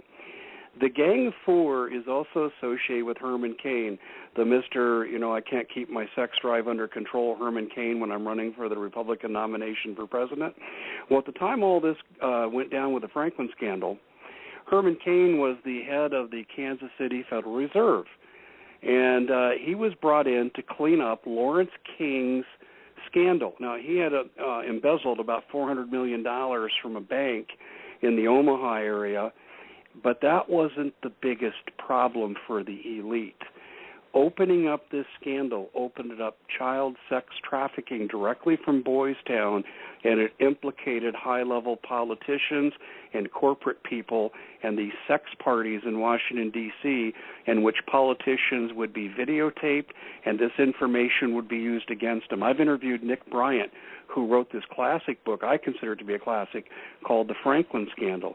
He's right on board with these kinds of conclusions. And what's interesting is this Gang of Four is close with Herman Cain. Herman Cain comes in, cleans up the mess, and basically kills the evidence trail, and I do mean kill. You can take that literally. Kills the evidence trail with some of the whistleblower kids that just managed to somehow disappear, die mysterious deaths, or were so drugged out of their mind that no one would take them seriously. And so you have this interwoven network of high-level elite people, George Soros, members of the Gang of Four, the Ramsey Associates, Alex Hunter, the DA at the time, covering up the crime, and high-level politicians. In fact, you know what else Nick has uncovered, and I found the same thing. When you look at that Sandusky case out of Penn State, yes. The media was hot onto that until it ended up at the seat of the governor's office in Pennsylvania and started to make its way into the halls of Congress. And all of a sudden, someone flipped a switch in the media, and that story disappeared. Child sex trafficking is at the heart of what they wanted to cover up. And let me tell you how far they'll go. In the Sandusky case, back in about 1999, oh gosh, the names jumped out of my head, and you can tell I'm doing this interview on 4 hours. But the county attorney for Center County, and why can't I remember his name, but the county attorney in Center County had received information about Sandusky's sex abuse of kids. And he first chose not to look into it, but the accounts were, Ray Greikart, that's his name. And Ray Greikart chose not to look into this initially, but then he jumped on it. And he started investigating, and where there's smoke, there's fire, and he found evidence that it wasn't just Sandusky, it was the Second Mile Foundation. Well, about a week later, they never did find Greikar's body, but the FBI did find his laptop in a creek bed, but they said it was so damaged they couldn't get information off of it. That's how far these people who run these child sex trafficking rings are willing to go to cover up their crimes, where they will murder, a county attorney. I mean, to me, that's almost incomprehensible that this could go on and this crime could get ignored. And really, when you look at the newspaper accounts of the day when Greykar died, they were even questioning, why isn't this being looked into? Why isn't there a full-scale investigation? It was almost like he died, so what? We got his laptop, game over, nothing to see here, folks. Dave, you're talking under the Casey administration in Pennsylvania, correct? Dave?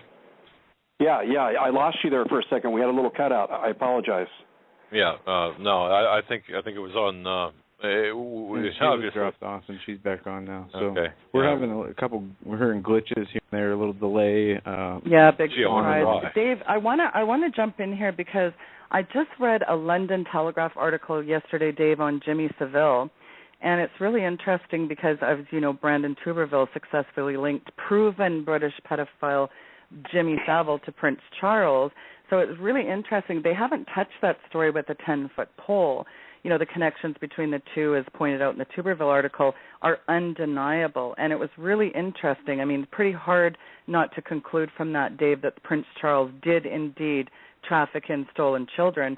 And again, the Queen is no stranger to child sex trafficking as well, as you alluded to.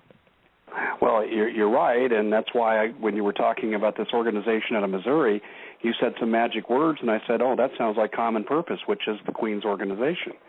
And we do know that she's into some satanic, child abuse, ritualistic behaviors, and some of them get expressed through the activities of Common Purpose. And this has been known to us for quite some time. Well, and I we want have to aired this. Diana Hunter did some reports on my show about this, and I had Brandon on as well. You mentioned him on my show a number of times, and in his last visit, he detailed exactly the relationship between Savile and the prince.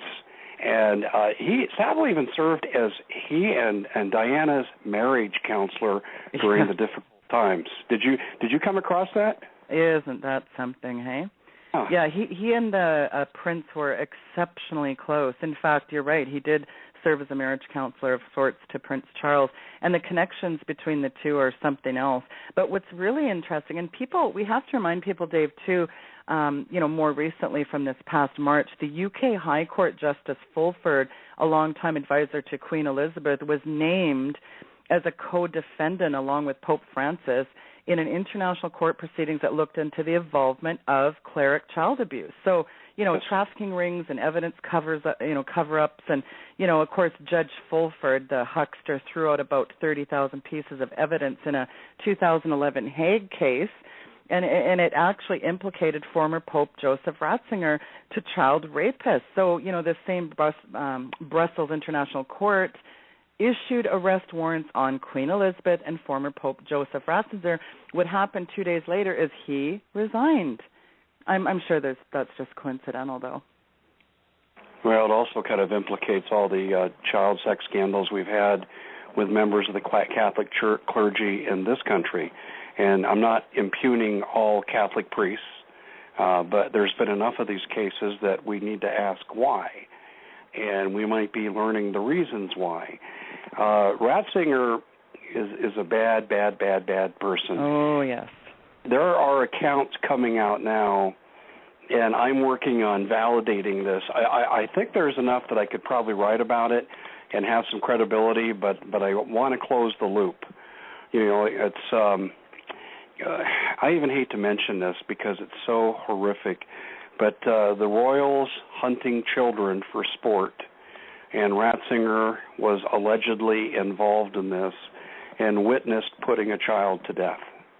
Well, it's the live Hunger Games unfolding before our eyes, only more nefarious. It's not one person that's saying this now, it's two. and that strengthens the claims, but I still think we need more. But it's kind of like, where would more come from? It's not like they're going to invite, ESPN in to cover the games. Yeah. So, I don't know where you go to really validate this more, but I don't have a hard time believing it, guys, because if they're willing to be implicated in sex trafficking, and the Queen's already been convicted, then this is just a short step to the next level. But the other disturbing part of it is, too, Dave, the two fellas that there was an original source that originally came out with old Pappy Bush's. Do you remember when Paul Rodriguez and George Archibald reported in the Washington Times back in '89? They were reporting this Washington, D.C. prostitution ring. Well, the person that originally broke that story was hit by a bus. I mean, I'm sure that was isn't that interesting? Essentially what this was is it made intimate connections with the White House all the way up to Pappy Bush.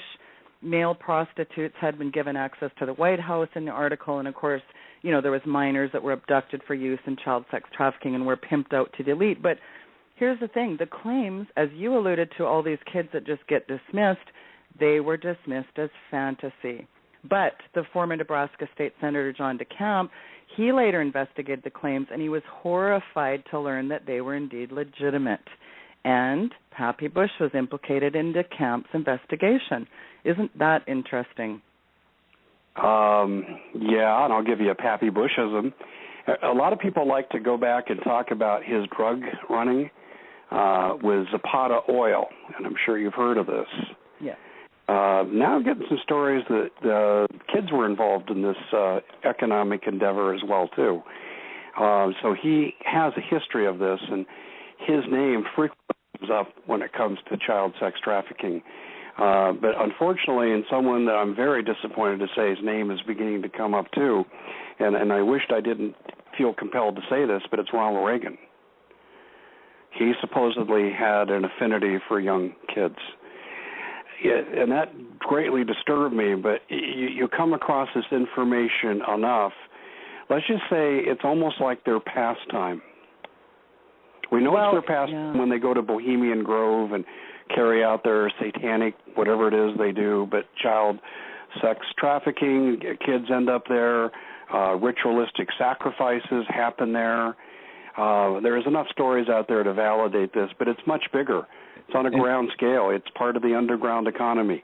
Money gets laundered into banks like HSBC Bank to cover up the profits of child sex trafficking.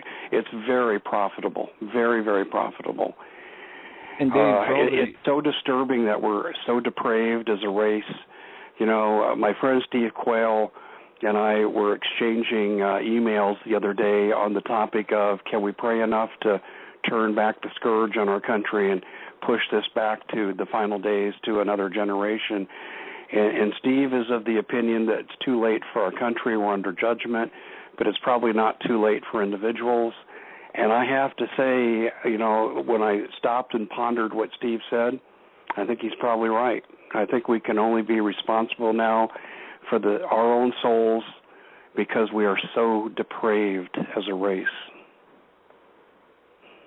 Absolutely, and you mentioned the amount of evidence that's out there, detailing what goes on with the Bohemian Grove and all the different tentacles that they're into. But I just wanted to mention, there's efforts out there. You have these right-wing and left-wing hosts and different people on cable TV, and Brad Meltzer is one of them. He does the Coded show, and I remember this vividly. He talked about Bohemian Grove, and he said it would be like trying to interpret what they do there would be like coming into a Christian church giving communion and hearing them say, here's the body and the blood of Christ, eat it, and not understanding what it truly means, trying to justify it. And you have the Glenn Becks and other people who mock the Bohemian Grove, and it's to a point where mock those people trying to expose it. Right. Sorry. And have you ever seen the video where Newt Gingrich gets confronted on Bohemian Grove and his highly defensive Shakespearean, I think thou doth protest too loudly response? I saw David Gergen, not Newt Gingrich. I think Alex Jones interviewed David Gergen. And saw that too, yeah. I saw that one too. and it's depraved. Let me share something with you that I've come across in the course of this research in the past couple of months. And I've had some people who are CPS agents, former CPS agents. One of them has agreed to come on my show later this summer when she moves from her location because she fears retribution for speaking out. But when she moves, she'll bring this out. But kids just disappear. I wrote an article last year about 80 kids disappearing from the Oklahoma CPS system, and they acted like nothing was wrong. But I found out how these kids, at least in part, go from CPS to child sex trafficking rings. And now what we have on the one end is we know they disappear, and then we know that groups like Wells Fargo, Wachovia got busted for participation in this. They paid a $400 million fine. No one went to jail. DynCorp, which was their name at the time, got a similar punishment. No one went to jail. But what's really been missing until I've come across this in the last 2 months is how kids actually end up going from CPS to child sex trafficking rings. It's not like the CPS agents are physically delivering them. I found no proof of that. But here's what I have found some proof of, both from some of the stories of various CPS agents and also from people who have investigated this. And what they say is that the CIA and other corporate types will front foster parents to go into various communities. They write them a very favorable background and profile. So in other words, they're creating an identity for them that will make them appear to be good foster parents. And they gather 6, 7 kids, and they just disappear. And the question that I asked everyone that I talked to on this, well, why aren't they filing a missing persons report with the FBI? Why aren't these kids' faces on milk cartons and so forth? And the answer is we attempt delivery of the payment that we give to foster care parents, and if the payment's not received, then we assume they just moved to another state. And this is where most of the investigators who look at this will tell you this is the point when these foster parents turn the kids over to whomever, and they go to another state and procure more children. And we're not talking 1, 2, or 10. I asked this question for one researcher, afraid for his life, afraid to come on the record until he feels he has enough support that he's so public no one will dare go after him. And I said, good luck finding that. But he told me, he said, he thinks there are thousands of these kind of fake foster parents that are given created identities designed to steal children. But Dave, here's the really nefarious piece of this, and why is it, though, that it's absolutely crickets chirping about these 80 kids missing from Oklahoma? And by the way, people, those naive people who would never believe that the leaders of this world could be complicit in participating in the elite-controlled sex rings on the planet, I would have to say you don't know how in-depth this satanically inspired practice goes clearly, because, I mean, obviously these people are despicable, there's no question, but I think it's just absolutely mind-numbing that you're not hearing anything. In fact, even when you Google it, there's nothing. There's no mention about it, Dave. Well, I agree with you, but it's so pervasive that when you do find out about it, it even impugns the reputations of people who associate with them who may not even be guilty. And I'll give you a name and case in point. Pat Stryker, there's no proof she's involved or guilty of anything in this regard, but she's hanging out with George Soros and people who've been implicated in this. That harms them. And then you look at our own Senator John McCain, right along the same lines. He's implicated in hanging out with people like this. The governor of Colorado, Hickenlooper, he's beholden to the Gang of Four. And the Gang of Four, let's put it this way, has some strong ties into George Soros' more nefarious, sexually perverted, financially driven and supported interests. And so a lot of these people probably aren't involved in this at all. But it's like there's no tentacle that it doesn't Dave, why are these the same hucksters or the who's who of the globalists, the Koch brothers, Pat Stryker, the governor, the Front Range mayors? Why are they the same ones spearheading a movement to enslave the people of Colorado under the dictates of Agenda 21 too? Well, that's a good point, and we've been covering that now for about 3 years, where Stryker, the Koch brothers, Hickenlooper, the Front Range mayors, that means basically from Fort Collins to Colorado Springs, are all in cahoots to try to get control over water. Let me give you their proposals on this. This is really upsetting. It's illegal to trap rainwater. And that's because I believe they're going to drive the price of water so high, that's what people will try to do. Second thing is they make it illegal now, I think this goes in effect in 2017, to farm more than 50% of your land. You can't till more than 50%. Well, this is going to cause a lot of wasted farmland, and a lot of crops are going to go to waste, and you're going to have serious food shortages that are going to result in incredible food inflation. And that's just an example of some of the things they're doing. They're also trying to consolidate all the power companies under one house so they can charge what they want. And I talked to a lady in Pagosa Springs the other day who's fighting about this. She said that there's two power companies in the region with her in Durango, her company in Pagosa, and the company in Durango, and they're trying to get them to merge, and the people are fighting.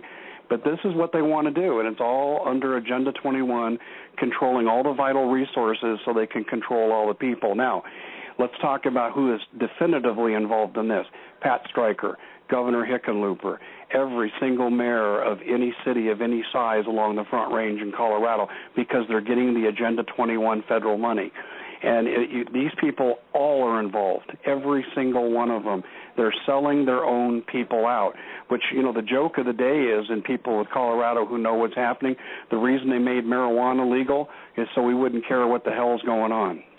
Well, and did you know, Dave, that Stalin actually brought in Fred Koch in order to develop the Soviet Union's oil industry? Seems kind of interesting that his sons are bringing a virulent form of communism to Colorado and other places too, isn't it? Well, that's what Agenda 21 is. Yeah. Ultimately it's about making energy so high and food shipment, the 3,000-mile salad so expensive that you all have to move to an inner city and eat the Soylent Green that they're going to give to you. And don't laugh when I say that. Yeah. I had Barb Peterson. I subbed for John Statmiller the other day on John's show, and I had Barb Peterson on.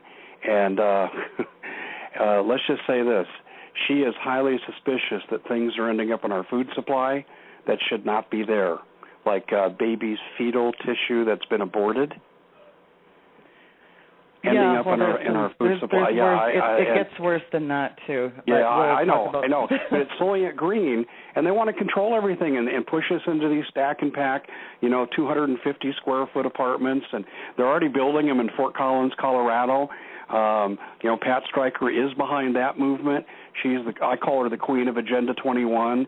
And they have these apartments in Fort Collins that are just these micro apartments, and you're not allowed to have cars. And Fort Collins tried to ban all cars in downtown Fort Collins unless you were an eco-friendly car. And this is all Agenda 21 takeover, so you're absolutely right. Colorado is, California too. California is right there with them. But they're the beta test for Agenda 21 rollout, and I think they're working out the bugs there soon to come to every other state. Well, and again, you mentioned the Koch brothers, and they're trying to now raise the retirement age to 70 to get their mitts on retirement too. So I mean, their tentacles are in everything. The little who's who of the globalists. Would you agree with that? Well, yeah, but you can't consider the retirement in isolation. The banks have almost no liquidity right now. I mean, you got interest rates at almost zero, which is insane. And you've got a situation to where the economy is on the verge of collapsing. The good news is we only have a $17 trillion deficit. We have a $240 trillion unfunded mandated liabilities like Social Security, Medicare, Medicaid, and so forth. And then the derivatives debt, the bailout, let's steal the people's money to pay off the Wall Street hucksters. Okay, that is estimated to be between $1 quadrillion and $1.5 quadrillion. And let's put it this way. The sum GDP total of the planet Earth is about $96 trillion. And we're talking about a $1.5 quadrillion debt. We could pay bailouts until the 30th century, and we would not pay down this debt. The economy is going to collapse. Absolutely.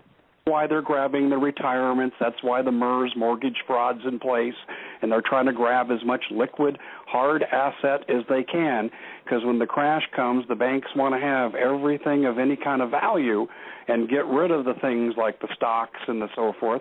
This is why Goldman Sachs did a put option, or a short sale option, I should say, on gold last year, and then when the price got driven down, they and their cronies went out and bought up as much gold as they possibly could. The upper-level banksters know what's coming. And what's coming is a crash, but they're going to steal the people's wealth from them before the crash comes. Well, you're absolutely right. And then the interesting thing is when you start looking at, and you've talked about this, and of course we'll get into this after the break in more detail, but you've talked about the coming water and food issues, and I really do, and Tim and I have talked about this before, Dave, water is a huge issue, and look what's happening with the water right now. Well, you mentioned Colorado. They're after control of the water. No question about that. You've got T. Boone Pickens, who is buying up the Ogallala Water Reservoir, which is the largest underground water aquifer in the United States, stretching from Texas to South Dakota. He gets control of that. It's game over. He can control pricing and distribution for about one-third of the country, I've been told. And then you've got the Great Lakes. Jesse Ventura did such a marvelous job covering this in his show, where the water is being taken from the Great Lakes and given to people like China and India and so forth. And these the Great Lakes are soon going to be a shell of themselves. And so water supply there is being drained. The UN is moving in to take over control of Detroit's water. In fact, talked about in the second hour, the UN is going to be controlling a lot more than Detroit's water. There are UN military vehicles all throughout this country. I have published the videos, the pictures, and in my last 3 articles I've talked about here's what's coming. Well, and if you look at this Colorado climate change, you talked just about, again, Colorado, I've got inside sources, and there's a Colorado farmer that has lost all of his farmland, and we're talking about a person that has had this land in his family for 250 years. So, I mean, the state legislature and the Colorado Supreme Court are forcing Colorado farmers to forsake the use of well water in the irrigation of their crops. And, you know, Deborah Tavares has talked a lot about these California nightmare water policies. I mean, it's just classic Agenda 21, and it's ultimately they don't want you in rural areas. It's illegal, like you said, to trap rainwater, reuse irrigation water, and 50% of all the farmland cannot be tilled under these proposals. I mean, we're talking about the complete destruction of not just Colorado farming, Dave, but an installment of Agenda 21 policies in every state in America. Stalin gained control of Ukrainian food supplies when they wanted independence, and he murdered 20 million of them. Well, isn't it interesting that Colorado gun confiscation is so on the radar, too? So, sure, it's not just a coincidence. Well, it's not a coincidence either. The UN is advertising for people to seize guns in their New York office. I wrote about that as well. Well, I'll jump in here, Doug and Joe, because we've got a lot to talk about in the next hour if we haven't scared your audience into shutting the radio off. Well, you know what? It's our audience, and I just want to thank you, Dave, Mr. Hodges, for coming on. I know you've only had a minimal amount of sleep, so it's amazing to me how you can be so articulate, so on point with such little sleep. It's interesting, folks. I hope this last hour, man. If this last hour didn't rock you off your seats, I don't know what will. It was incredible information. We are facing the top of the hour. Folks, you're listening to the inaugural broadcast of the Weekend Vigilante, Sheila Zielinski, and the Hagmann and Hagmann Report teaming up to bring you the weekend edition. And I've got to tell you, it's wonderful to be a part of this broadcast. Sheila, I want to thank you so much for covered some news in the first hour with Sheila, and Mr. Hodges joined us in the second hour and covered some serious, important, and sad topics. The cases of the children being abused in the federal government in some cases, in the states aiding in the abuse and kidnapping and killings of these children. and the whole CPS system. I mean, it's every angle of society, everywhere we turn, whether it's, taxes, whether it's, firearms, any kind of freedoms, they're all been gone, and we are now living under a tyrannical democracy, as they would say. Democracy, indeed. Yeah. But folks, you have to go back and listen to the second hour because there's a lot of important information there. Sheila, we're going to turn it over to you.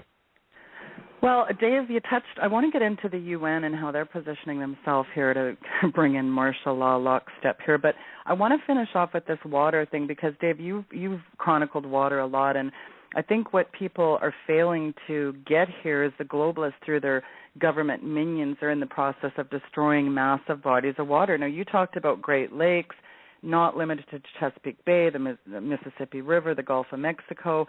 I mean, talk about what the globalists are using to do this, too. I mean, you have talked about Crexit and nitrates on a show before with me. Get into that for the listeners, because I think that's, we're definitely not hearing about that on the 6 o'clock news.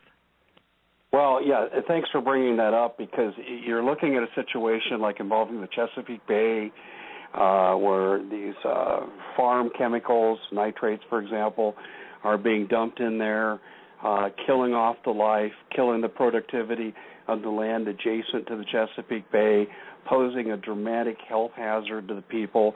There's been some well-intentioned efforts on the part of local politicians to clean up the Chesapeake Bay, but because it's a multi-jurisdictional body of water, nothing's being done. The EPA will come and push you off your land because you got a puddle of rainwater on it, but they won't do a darn thing about the Chesapeake Bay. And it's because they are happy to see the degradation of drinking water supplies. And in the Gulf, no one's talking about the Gulf anymore. And next year, when we come up on the 5th anniversary, I'm going to have to reopen some of this. As you know, Sheila, I wrote a 7-part series on the Gulf in which I showed how it was a conspiracy, how money moved, and I also covered some of the ecological damage done to the water table. And let me address this for a minute because it's still going on. Corexit's still being sprayed at night in the Gulf, and I've got reports from people who've been on the cruise, people who observe it, and Corexit mixes with the oil that's still leaking, and it creates highly carcinogenic effects. In fact, the Wilma Subra did a random investigation of people's benzene levels in their blood. She did this about 3 years ago, and she found that people had up to 65 times the amount of benzenes in their blood system in the Gulf than you find in other places in the country. And what happens is when they drop this Corexit in the water and it mixes with the oil, then it gets evaporated up and becomes part of the transpiration cycle. And so as far away, and this was reported until it got scrubbed on a Memphis TV station, that Corexit rainfall was wrecking the crops, and the crops were all turning white from it and were failing to thrive. And it's also in our water table. We know about the massive sinkholes in Louisiana that dominated the news about a year and a half ago, and all of a sudden that disappeared. Well, the sinkholes didn't disappear, and what's causing this to happen is the highly corrosive water that's made its way into the water table and is causing a degradation of things like the salt domes, and you get these massive pits in the land, and in some places, like in Cornville in Louisiana, they're as big as a mile wide, and it basically has shut down a state highway. So the water supply is horribly impugned. And then you've got Fukushima, and I just heard another news report today out of California that they're going to get hit with another big burst of radiation. Well, the radiation just doesn't settle. The radiation also ends up in the weather patterns, and when the rain comes to the earth, it ends up in the water table. So our water supply is being polluted. It's becoming more radioactive. So let's take a person genetically, Sheila, who's they might have a tendency towards a certain kind of cancer, or let's say leukemia. Radiation is reactive in leukemia. So let's say they have a tendency towards leukemia, but if they have a good, sterile, pristine environment, their genes may not act upon bringing out and manifesting the disease because they don't have the environmental push to do so in this interaction effect between nature and nurture. But if you introduce these kinds of elements into our ecology, then you have a situation where people who have tendencies towards some of these illnesses will be pushed over the top, and these illnesses will manifest much earlier in their lives than they should have to. I made a bold prediction when I was writing my 7-part series called The Great Gulf Coast Holocaust, and I said that I believe 40 years out, 50 years out, and the next generation looks retrospectively, if we're around to do so, at what happened in the Gulf, that we could see life cycles diminish, lifespans diminish by as much as 10 to 20%. This is how widespread I believe this is. And a lot of it has to do with contamination of our drinking water, which is absolutely huge. But more concerning is when you look at T. Boone Pickens and how various forces around the country, like in Colorado, they're acquiring all this massive amounts of water under one authority. Well, they can create a shortage simply by pricing the product out of existence where people can't afford to pay. In Bolivia, where the Bolivians were promised by the World Bank and Bechtel that, hey, just let us come in, loan you some money, and we'll clean up your water supply. Your kids won't die of cholera. So they came in, and immediately they quadrupled the water, and they're doing all the things they're doing in Colorado, prevented trapping rainwater, reuse of irrigation water, hurt the crop industry. And this was for Bolivians who were living on $6 a day. And this is what's coming to this country. If we survive long enough, I think there's some intervening variables that might make this T. Boone Pickens, point. Dave, isn't exactly your average hedge fund manager now, is he? And plus he's got more shares in Suncor Energy, Marathon Petroleum, also BP, ironically. So very interesting that prominent globalists are attempting to buy up as much water as possible to really exacerbate the destruction of water resources in these areas. So, you're looking at water scarcity. That's what America's really looking at here. That's complete subjugation, really, isn't it? It really is. And you mentioned you wanted to get into the UN, and I've got a segue for you to do this. Good segue. And you already know where I'm going with this, don't you? Yeah, I probably do. Yes. The man's name is Peter Sutherland. Peter Sutherland, our good pal. Fighter, yeah, and Peter Sutherland will be involved in population redistribution and migration in this country, mark my words on it. But this isn't the first time I've come across Peter Sutherland. I came across him in my Gulf investigation. Peter Sutherland used to be the CEO of BP, and about a year before the Gulf oil explosion, he was given a position at Goldman Sachs called a non-executive CEO, whatever that means. But he was also put in charge of moving Goldman Sachs money.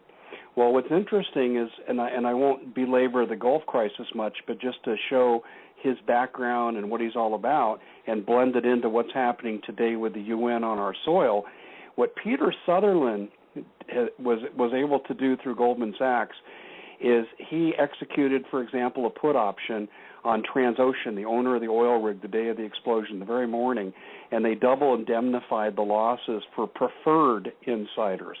This was a Peter Sutherland Goldman Sachs action.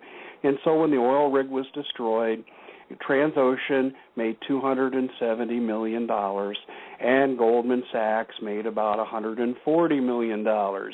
He also facilitated the drop or the dumping of BP stock, both with Goldman Sachs.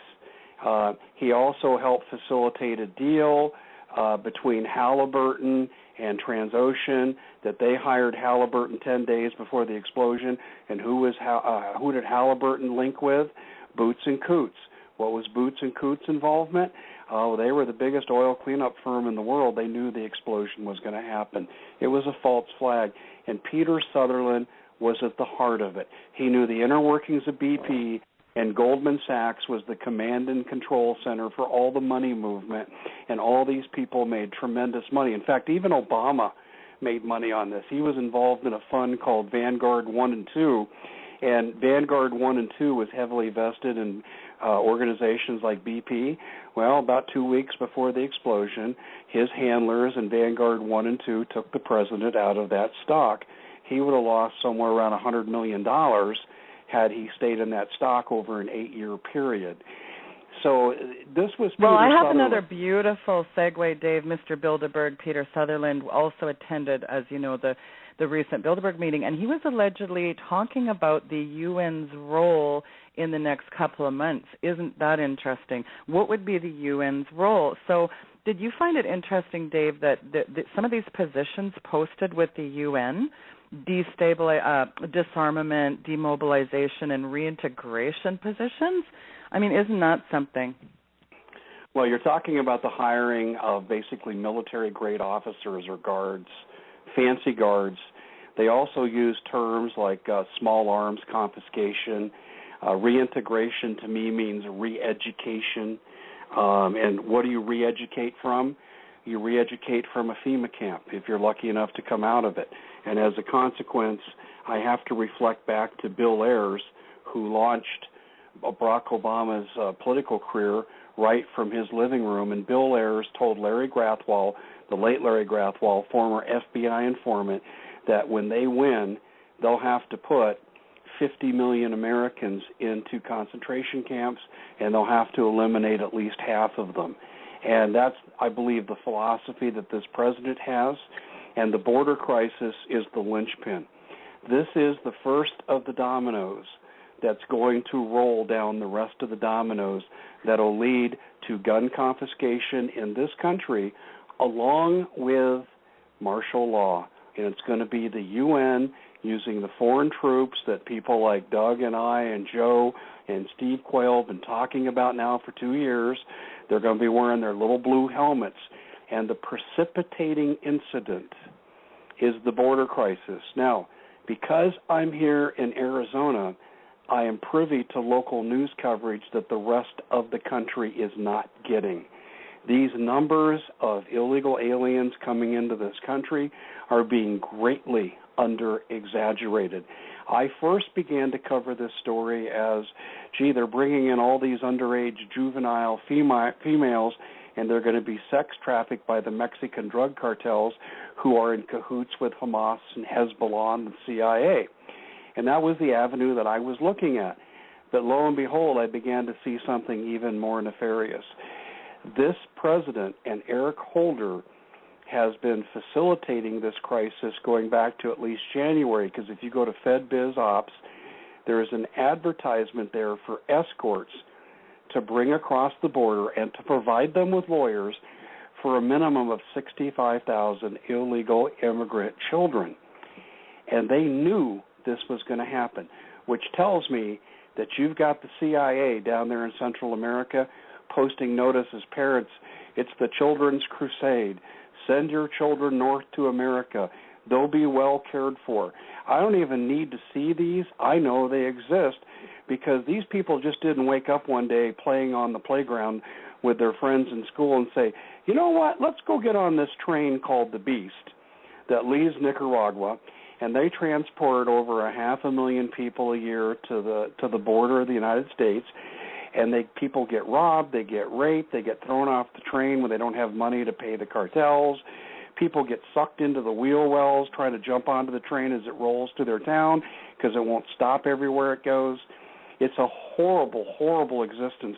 These people live on the top of a train for a number of days in terrible conditions. I don't wish on any human being. They defecate in the same area they have to sleep in. They often don't have food and water. The people die of dehydration. This is what this administration is sponsoring.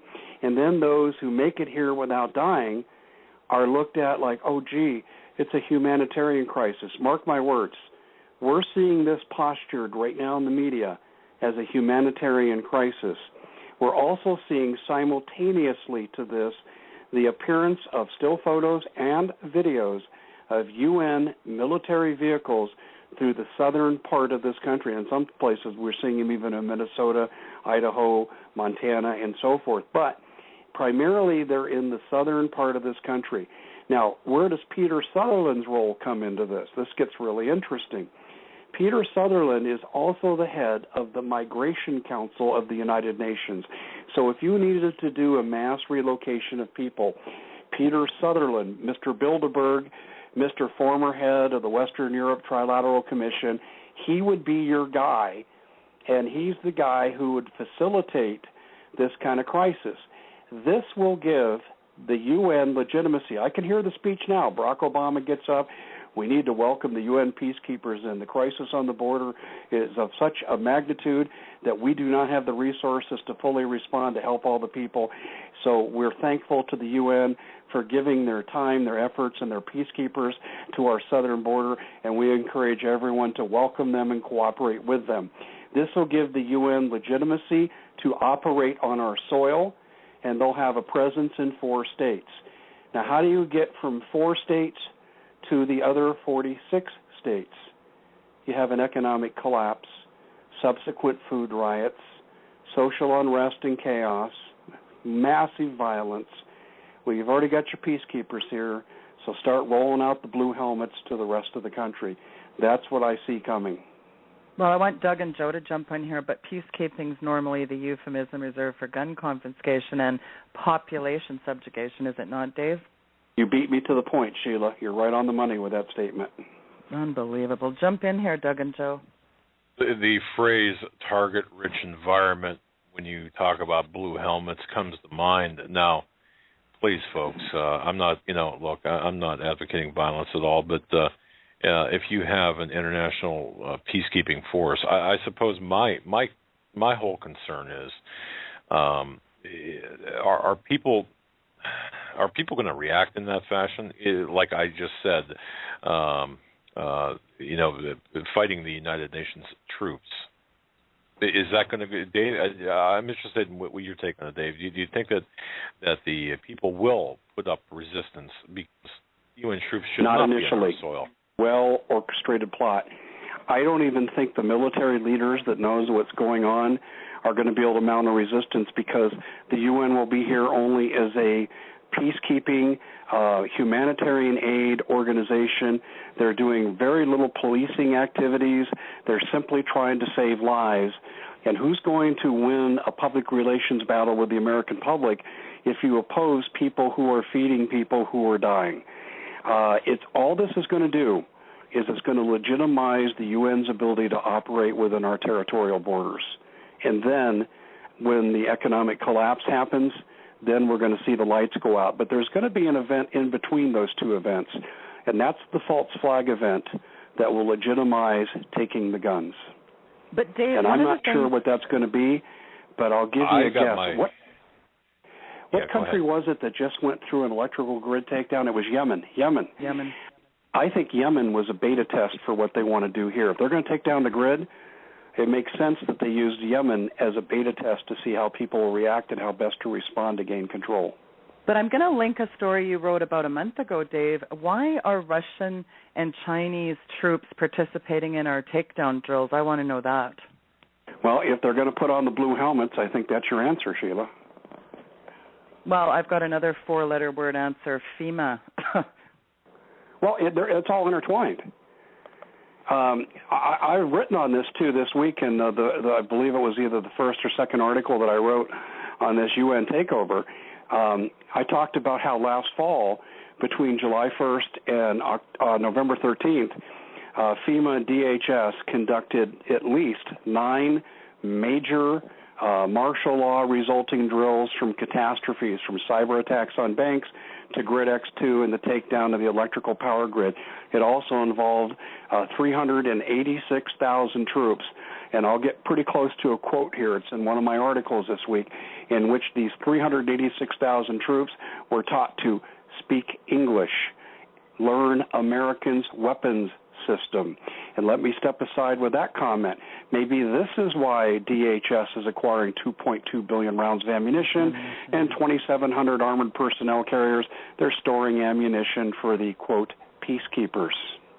Well, I think what the point is, it seems to be that no one's talking about, I think, a major problem, and you're pretty much the only person other than Doug Hagmann that has mentioned this, Dave, is this idea of foreign troops on our soil. What the heck? I want to say something worse, but I'm going to clean it up for air. What is going on? I mean, post-conflict management? Why are they throwing that?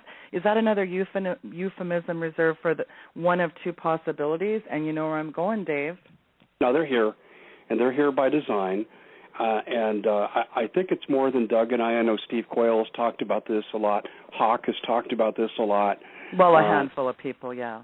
There's a number of people out there that are aware of this. My military sources are keenly aware of this. And the people who say, oh, no, that just can't be true. Well, look at some of the photos printed on my website from the Colorado Springs Gazette that pictures Russian soldiers wearing blue berets, having their picture taken in front of Fort Carson Army Base in Colorado Springs with Army soldiers. They're there. They're here. In fact, I even have linked in past articles to a FEMA bilateral agreement signed by FEMA and the Russian Defense Ministry in which they agreed to exchange thousands of troops for defensive purposes. They're here. They're well, here. And the GridX, Joe, was the most concerning because they rehearsed an EMP attack, and that really concerns me. I would have bet even money in September of last year that we were going to see the false flag come out of that GridX-2 drill. It had all the signs of a false flag event. As we got closer to the event and I learned that the Russians and Chinese were brought into it, I backed off my prediction of a false flag and says, no, they're not going to do the false flag with the Russians and Chinese like that. This is a training exercise for a future event involving the power grid. Do you know what's also interesting, too? We have these war games in the Pacific every year, the RIMPAC war games, the largest war games in the world, and we prepare against the Chinese and the Russians for Pacific battles.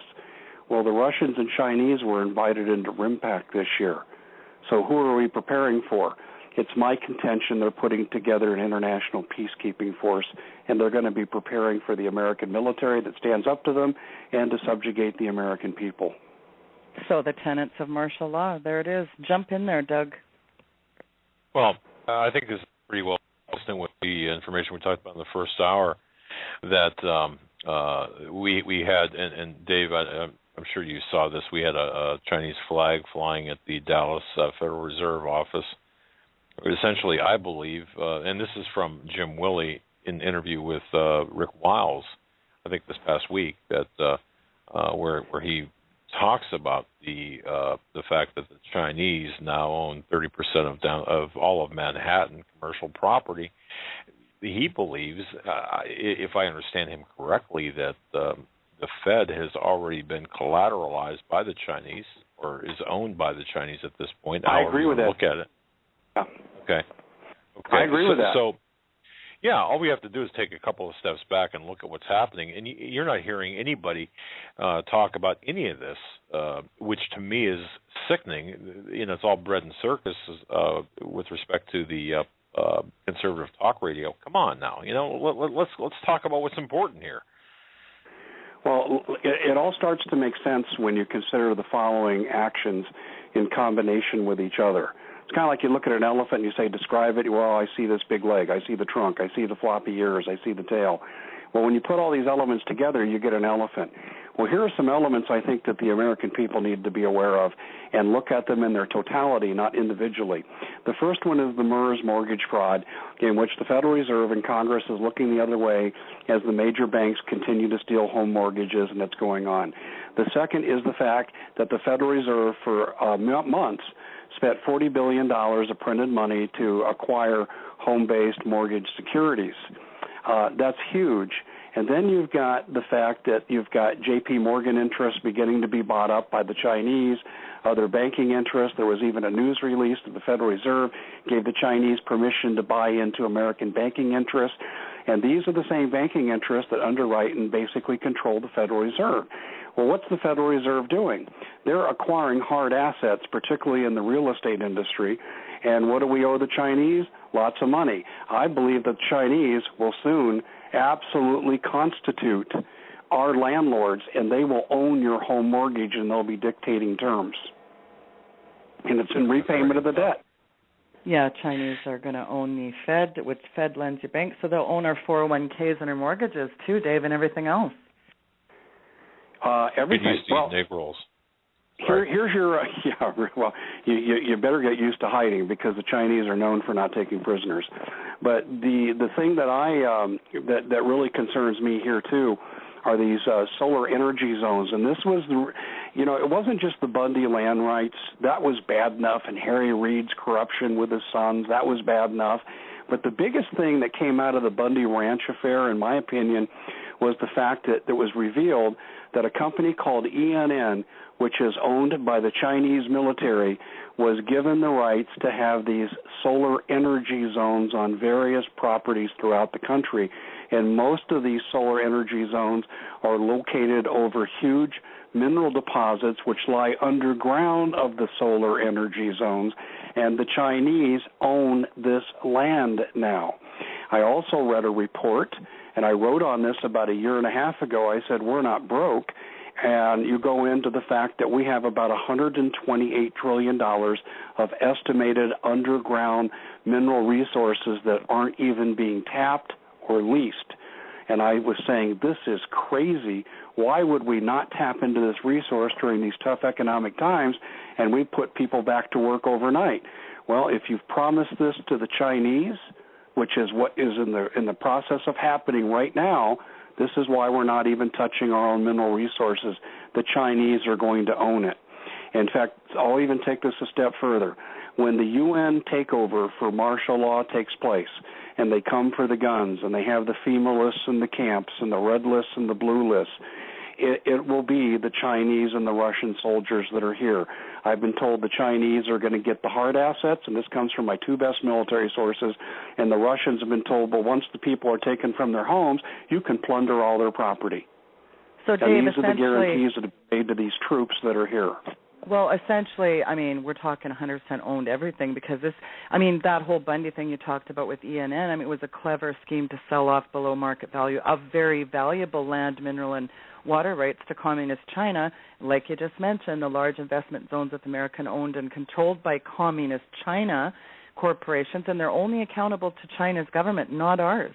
And just as we see these foreign countries owning toll roads and ports throughout the USA, they've turned our energy grid over to foreign countries, is what you're saying. So if there's, I guess, a Chinese ownership of everything, ports, factories, town, energy now is what you're saying, all these solar and geothermal projects, you know, and it's interesting that George W. Bush administration, at that time, don't you think it's funny, Doug and Doug, Joe, and Dave, that they were not allowed to buy interest in ports, but of course Obama administration overturned that. So we continue to borrow all this. You just mentioned the $1 trillion, Dave. So when Chinese collect their debt, essentially you're talking about complete boots on the ground ownership of everything. That's what you're talking about. Yes. This country is in the process of being carved up like the proverbial Thanksgiving turkey. You mentioned the ports. Just look at what's happening at Long Beach. If you want to bring in a nuclear bomb and explode it in the port, I don't think it's going to happen in Charleston, despite what the good old senator from South Carolina said last year. Yeah. I think it could happen in Long Beach because nobody will be looking. Well, I guess the Bank of China has advanced plans to convert China holdings of U.S. debt into equity. So they're really playing their debt card for all our land assets and resources. That's about what's going on here, isn't it? Well, yeah, and here's what no one's talking about, and I'm going to bring this up because I've never heard this discussed on a talk show anywhere. If you strip the people of all their resources, in other words, at some future date, the survivors in this country after some minimal resistance, they won't own their homes, they won't own anything, the bank accounts and retirement accounts and everything will be gone. You'll be living hand to mouth. You'll depend on the government to survive if they're willing to help you do that. What happens to the people? Because at that point, when the people don't serve any real purpose, can't they be looked at as commodities? And if they're a useless, obsolete commodity, well, what do? You retire them. In other words, kill them. If they are not obsolete commodities and you have a use for them, what else could you do with them? Well, you'd do what any businessman would do. You'd put them to work. It's called enslavement. And I think this lies in our future, and I don't hear anyone talking about this. If I can interject something here, ladies and gentlemen, what do your family members, friends, the people that think you're nuts, what in the hell do they think China is buying commercial property all over the United States, manufacturing property all over the United States? You know what this is for? This is for your children to be making their goods. You see, the sweatshops are going to be comprised of your children and your grandchildren, and this is what these people, the people that we're talking to, don't understand. This is about you work as a slave laborer, or you're useless, and if you're useless, then where do they put you? In the ground. End of story. Well, let's connect some dots here, Dave and Doug and Joe. Let's think about this: the grid X, the cyber attacks and hacks, the beta testing, the shakeouts, the martial law, and throw the UN peacekeeping in with it. What are we talking about? Tenets of complete, like Dave just said, enslavement and subjugation. You know, it's unbelievable how this has all been just absolutely orchestrated too. Yeah, but to me, it's child's play, and I'm sure Doug and Joe and Sheila, you'll agree with this. Once you cover these miscretants long enough, you come to realize that they have a very familiar playbook. And so it's kind of like when I was coaching college basketball. If I played against the same coach 3 or 4 times, I kind of knew what it was going to happen. I knew what his strategy was going to be. And that's how I feel about the globalists. So to me, if people are paying attention, none of this should be surprising. Can we win? I mean, in practicality, not from a Christian perspective, because in the end, I know we win. We're fighting from a position of victory anyway. But I'm talking about the people of the United States. Can we win against this? Can we? Are there going to be pockets that will fight back against these UN peacekeepers and so on? Yes. Can we win? I don't know. That possibility is diminishing by the day. If you go back to Benghazi, the height of resistance against Obama and his treasonous ways was at the apex. You had General Ham, the head of AFRICOM, and Admiral Guyette, the head of Carrier Task Force 3, jointly launching a rescue mission to rescue the ambassador and his bodyguard contingent. But they were both arrested by their number 2, which happened to be CIA, and then taken care of. That would have been a military coup because they were in direct violation of presidential orders as delivered by Leon Panetta and Hillary Clinton. That was mutiny. And that, to me, if can you imagine if Stevens had been saved, would he have gotten angry enough to say, hey, I've been betrayed, and by the way, let me tell you what else is going on? That would have been a heck of an interview to conduct on the Hagmann and Hagmann report, because he might have sung like a canary. He had to die. They killed him to cover up the fact that he was running drugs to support regime change by giving guns to Al-Qaeda, funded by the guns. Then it was coming out he was into child sex trafficking for the same thing. And this was in September when he was killed. The general election was in November. That's why he was killed. And if he had survived, and the military would have felt emboldened by their treason against the president, good treason, by the way, there's good treason and bad treason, they would have been emboldened, they would have stood up. And then Obama started ripping through the ranks of the military. See, this is really, he was firing a lot of generals before this, but that's when really the carnage started with our military leadership. And now I look at this, and I thought a year ago, and I agreed with what Jim Garrow was saying out there publicly, that there will be a rising up of the military against these forces. I'm not so sure now. I think they've been so stripped of their leadership. I just don't think that they see a way that they can stand up and be effective. Do I think individual pockets will resist? Yes, I do. Will it be enough to turn this around? I'm not so sure. I would doubt it. I'll just say this on the record.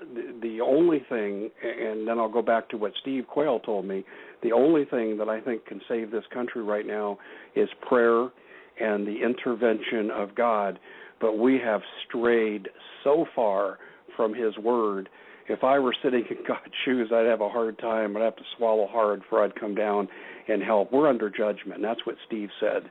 And maybe prayer will help us individually, but collectively as a nation, I have to say, as much as I don't want to believe what Steve said, I think there's a greater chance that he's correct. We've created our own bed. We've messed in our own bed, and now we're living out the karma. Well, and ask yourself, Doug, Joe, and Dave, what's the one thing this administration could do that would guarantee a violent response from Americans? Taking the guns. Bingo. So, Dave, you just talked about Jim Garrow alluding to the litmus test when Obama, it was over 260 senior military officers were fired by the bathhouse Barry for not embracing the future need to fire on American citizens. That speaks clearly to the point you're making, because look at how hard they're pushing right now for the gun confiscation. And, I mean, it is Mach speed. There is no question. And when Kerry signed the UN Small Arms Treaty ban in defiance of our treaty arrangements under the Constitution, which says Senate has to approve it by 2/3 vote, they signaled their intentions right there. And I'm telling you right now, guys, I'm as sure as anything I've ever been sure of that the UN vehicles and their troops are here in the form of the Russians and the Chinese. It's all starting. We're seeing it right now. We're seeing the humanitarian crisis being manufactured in the spirit of the Hegelian dialectic, and the UN's going to appear to be the good guys to come in and save the day, but it's their foothold into the subjugation of this country. Do you expect, and I got to ask this because when you talk about gun confiscation, we already have essentially gun registration, which is going to lead to confiscation, but the fact of the matter is, my question, I suppose, is this. Do you expect compliance, or do you expect a bloodbath? I'm trying to wrap my brain around the scenario that's going to play out. Well, I feel I have a reasonable expectation of being right in the following. There were 2 landmark scientific studies done in the field of psychology back in the 60s. One was called the Milgram experiment, and another one was called the Solomon Asch experiment. Without going into detail, what both experiments measured was people's likelihood to go along to get along, to go along with authority figure orders even when they knew it was wrong. And that number comes out to between 60 to 70%. And I think a good number along those lines, 60 to 70%, when ordered to do so by the authorities, and it'll be an incessant order, you'll be given deadlines. First they'll give you incentives. Hey, we'll give you a loaf of bread or $5 or whatever. But then it'll be do this or else, and do this because we'll consider this to be an act of violence against the existing government, and you could pay the ultimate price. 60 to 65% will go along initially, and then I think as they chip away at people's resistance psychologically with threats of violence and incarceration and so forth, I think at that point you'll even get that number higher. They know they're not going to get 100%. But if you were going to face 100 soldiers on the battlefield and you could instantly do away with 60 to 65 of them, you've won a big battle. And then if you chip away and get that number up to 80, then you're fighting a much more minimal force. And they're basically trying to disarm America through attrition and lessen the threat level. Wow, that's pretty doggone frightening. But I can see where you're coming from here. Yeah, and the Milgram experiment, I'm very familiar with. We've talked about it on our show during the week. Now, but Dave, do you think that there's, because of shows like yours and Sheila's, ours, isn't there an awakening, a growing awakening? And if there is, would that hasten their would that require some sort of moving up of the timetable of whatever trigger they're about to pull, metaphorically speaking or allegorically speaking? They actually did a follow-up on Milgram, but because of the ethics concerns with the early Milgram experiment, they did it with animals. And rather than shocking people to death as they did in Milgram, it was to euthanize harmless puppies. And what they had done also in the study, they did it in 2 different control groups. One group was just, they said, hey, go do this, it's what you're supposed to do, and they measured the compliance rate, which was identical to the Milgram rates. And then on the second group, what they did was they gave prior education about your duty to stand up for what's right. It's kind of like what they supposedly teach military officers to disobey an unlawful or unconstitutional order. And what they found there were those numbers went down dramatically into the 40th to 50% figure. So, Doug, your point's well taken there in terms, can prior education basically increase one's resistance? Because we know that when guns are confiscated, as they were 17 times in the 20th century, in each time a genocide resulted at the hands of government, in which, according to the University of Hawaii, 260 million people were killed by their own government. So I do think you're right, but here's the $64 million question. With shows like this and shows like mine and shows like Sheila, how many people are we reaching? Are we reaching enough to really cut into that 65% figure? Interesting question. Perhaps the bigger question is, even maybe reaching a large percentage of the population, and we are, I can tell you that just by the numbers, but is it enough to persuade or assist people into doing what's right as opposed to doing what's easy or less? Fighting is never easy. Resisting is not easy. It's a lot easier, especially if you're hungry, by the way, to turn in your neighbor who's got okay, so bingo. Yeah, you got it. Wow. Doug. You got it right there. What happens when Dave, you tried, like Dave, I want to... Water. Sorry, Dave, I just want to tell the audience, because I don't think most people know this, last fall, do you remember when the Russian media invited you on their news show? Because you were expressing serious concerns over these GRIDX, the GRIDX drills and the gun confiscation, the martial law. Well, you go to try to target a big media group, and look what happened to you. Tell the listeners what happened with that scenario, Dave. That's an interesting story. Let me just tie up what I was going to say to Doug here, because I think Doug made an excellent point. Doug, if you've got food and water in your belly, you're more likely to resist the taking of your gun. But if you're starving, your kids are starving, and all you got to do to get food and water is to give up your gun, you're more likely to do it. And this is why I think we're seeing the globalists have such a concentration of power of grabbing our food and water, like with T. Boone Pickens and the like. And Sheila, to your point about the Russian media, on October 12th, the Voice of Russia called me at home. It was about 9 o'clock my time in the evening, and they said, can you come on at 5 a.m. your time? And I said, sure. And I said, what do you want to talk about? We want to talk about your articles you've written about your concerns about martial laws coming. And I said, I'd be happy to. So I emailed the producer my credentials, which include, my university background and how I teach research and statistics. So I know a little bit about how to gather data, and I know a little bit about human behavior with my degrees in sociology and advanced degrees in psychology. And they didn't mention any of that in the bio. None of it. I was just the host of the Common Sense Show, and I knew bingo right then this is a setup. They were already minimizing my ability to have some perspective on human behavior and to be able to do research. And they tried to minimize my concerns about martial law, and I recognized I was Alex Jones in a Pierce Morgan CNN interview, and I did the one thing that I've never done before. I acted accordingly, and I bulldozed my way through that interview, and I cut that Kate Zickel off repeatedly and made the interview into what I wanted it to be. And I said, here, all the documentation is here. Go to this article on this date. And I was just a storehouse of information for 10 minutes. And, boy, was she glad to get rid of me at the end of the interview. I was pretty upset when I hung up because I knew what their agenda was, but I felt that I had taken advantage of a less experienced talk show host. Well, that afternoon, they put up the MP3 of the interview, and they called me an extremist. And I didn't say anything on there that could not be justified through fact-checking. And so I fired back, and I said, well, Pravda might be dead, but the Voice of Russia has done a wonderful job taking their place. And then one of their transcriptionists wrote to me and said, well, we are state-owned media, but we don't propagandize all the time. That's a quote. I almost fell out of my chair laughing when I read this.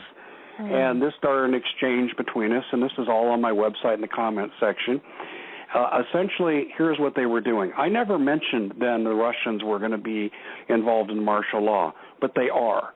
And what the Russians were trying to accomplish by discrediting me was to achieve 2 degrees of separation.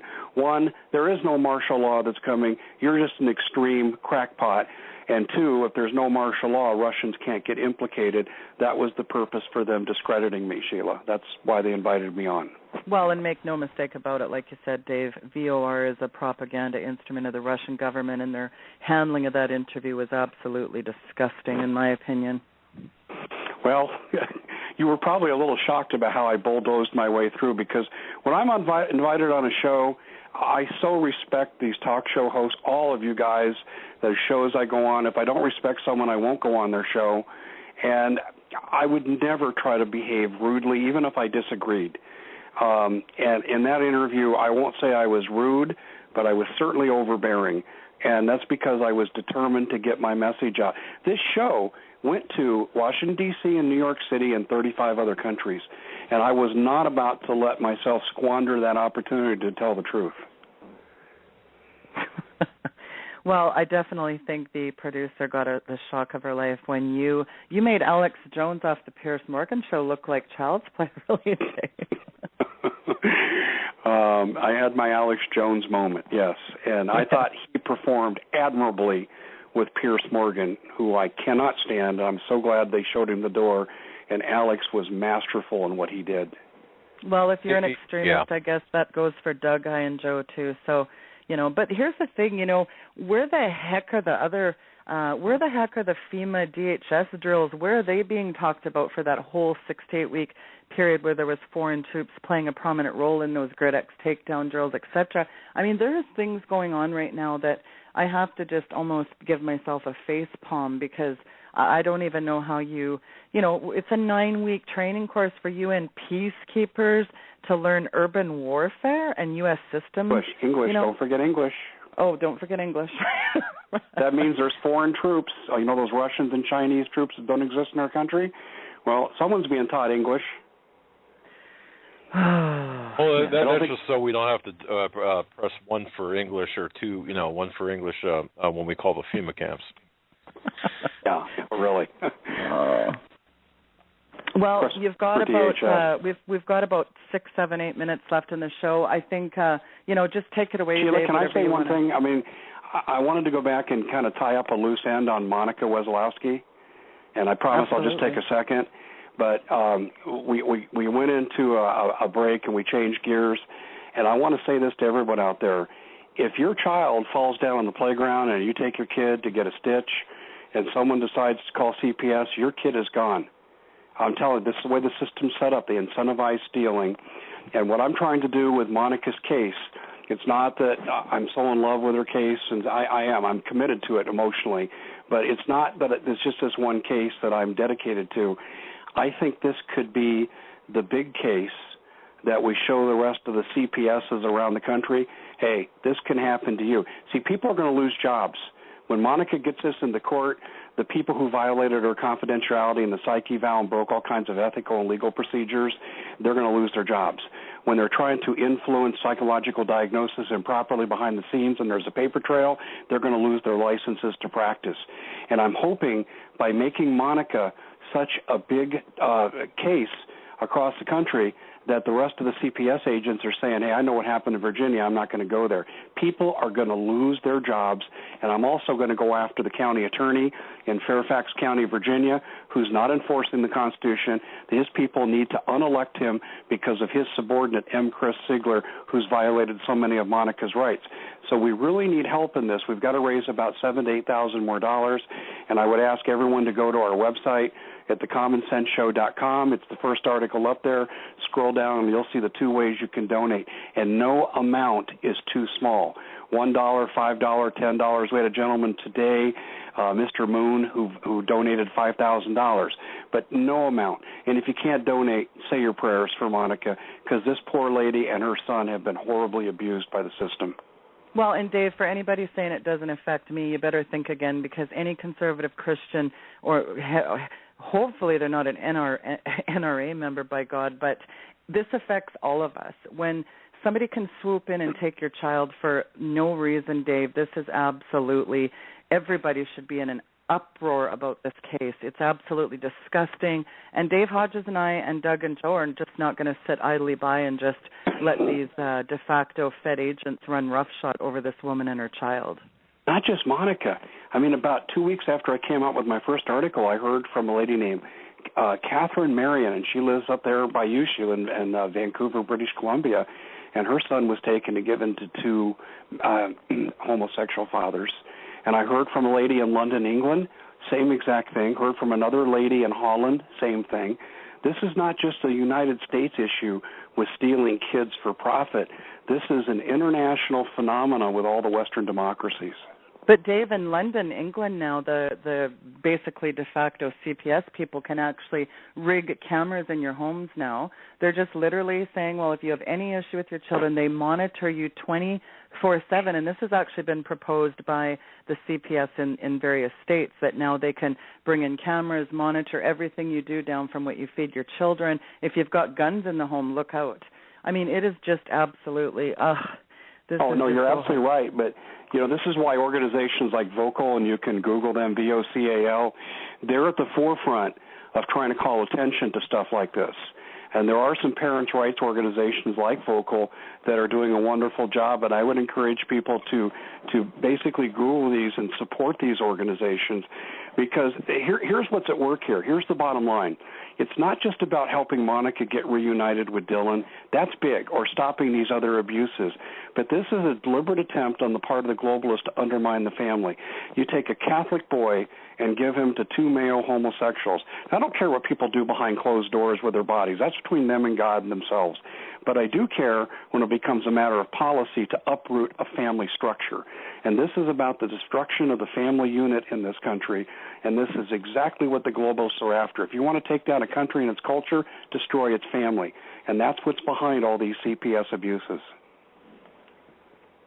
Absolutely. Very. Wow. Yeah. Dave, plug your show. We're at the. Let me see here. We're just in the waiting moments of the end toward the end of the program. We've got about 3 minutes left. Plug your show. Plug your website for new listeners who don't know you, which I find hard to believe. But go ahead. Well, all right, it's okay if you don't know me. Sometimes I don't know myself when I hear the words coming out of my mouth. My show airs from 9 p.m. to midnight. That's Central Time.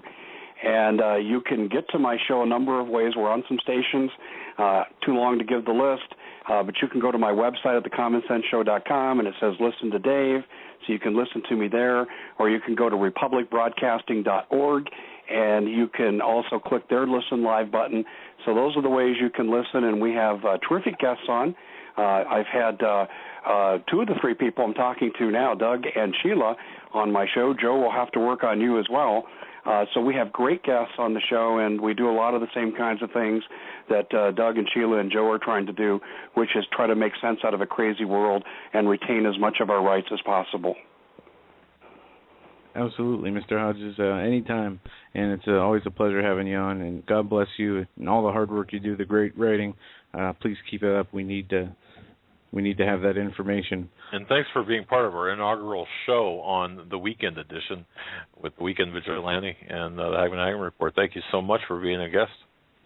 I'm always honored to be on with the Hagmanns, and Sheila, it was my distinct honor to be with you on this maiden voyage. Thank you, Dave. And also just tell our listeners who you have on tomorrow night, Dave. Plug your guest. I have on a guest, Susan Knowles, who is a former attorney, current psychotherapist.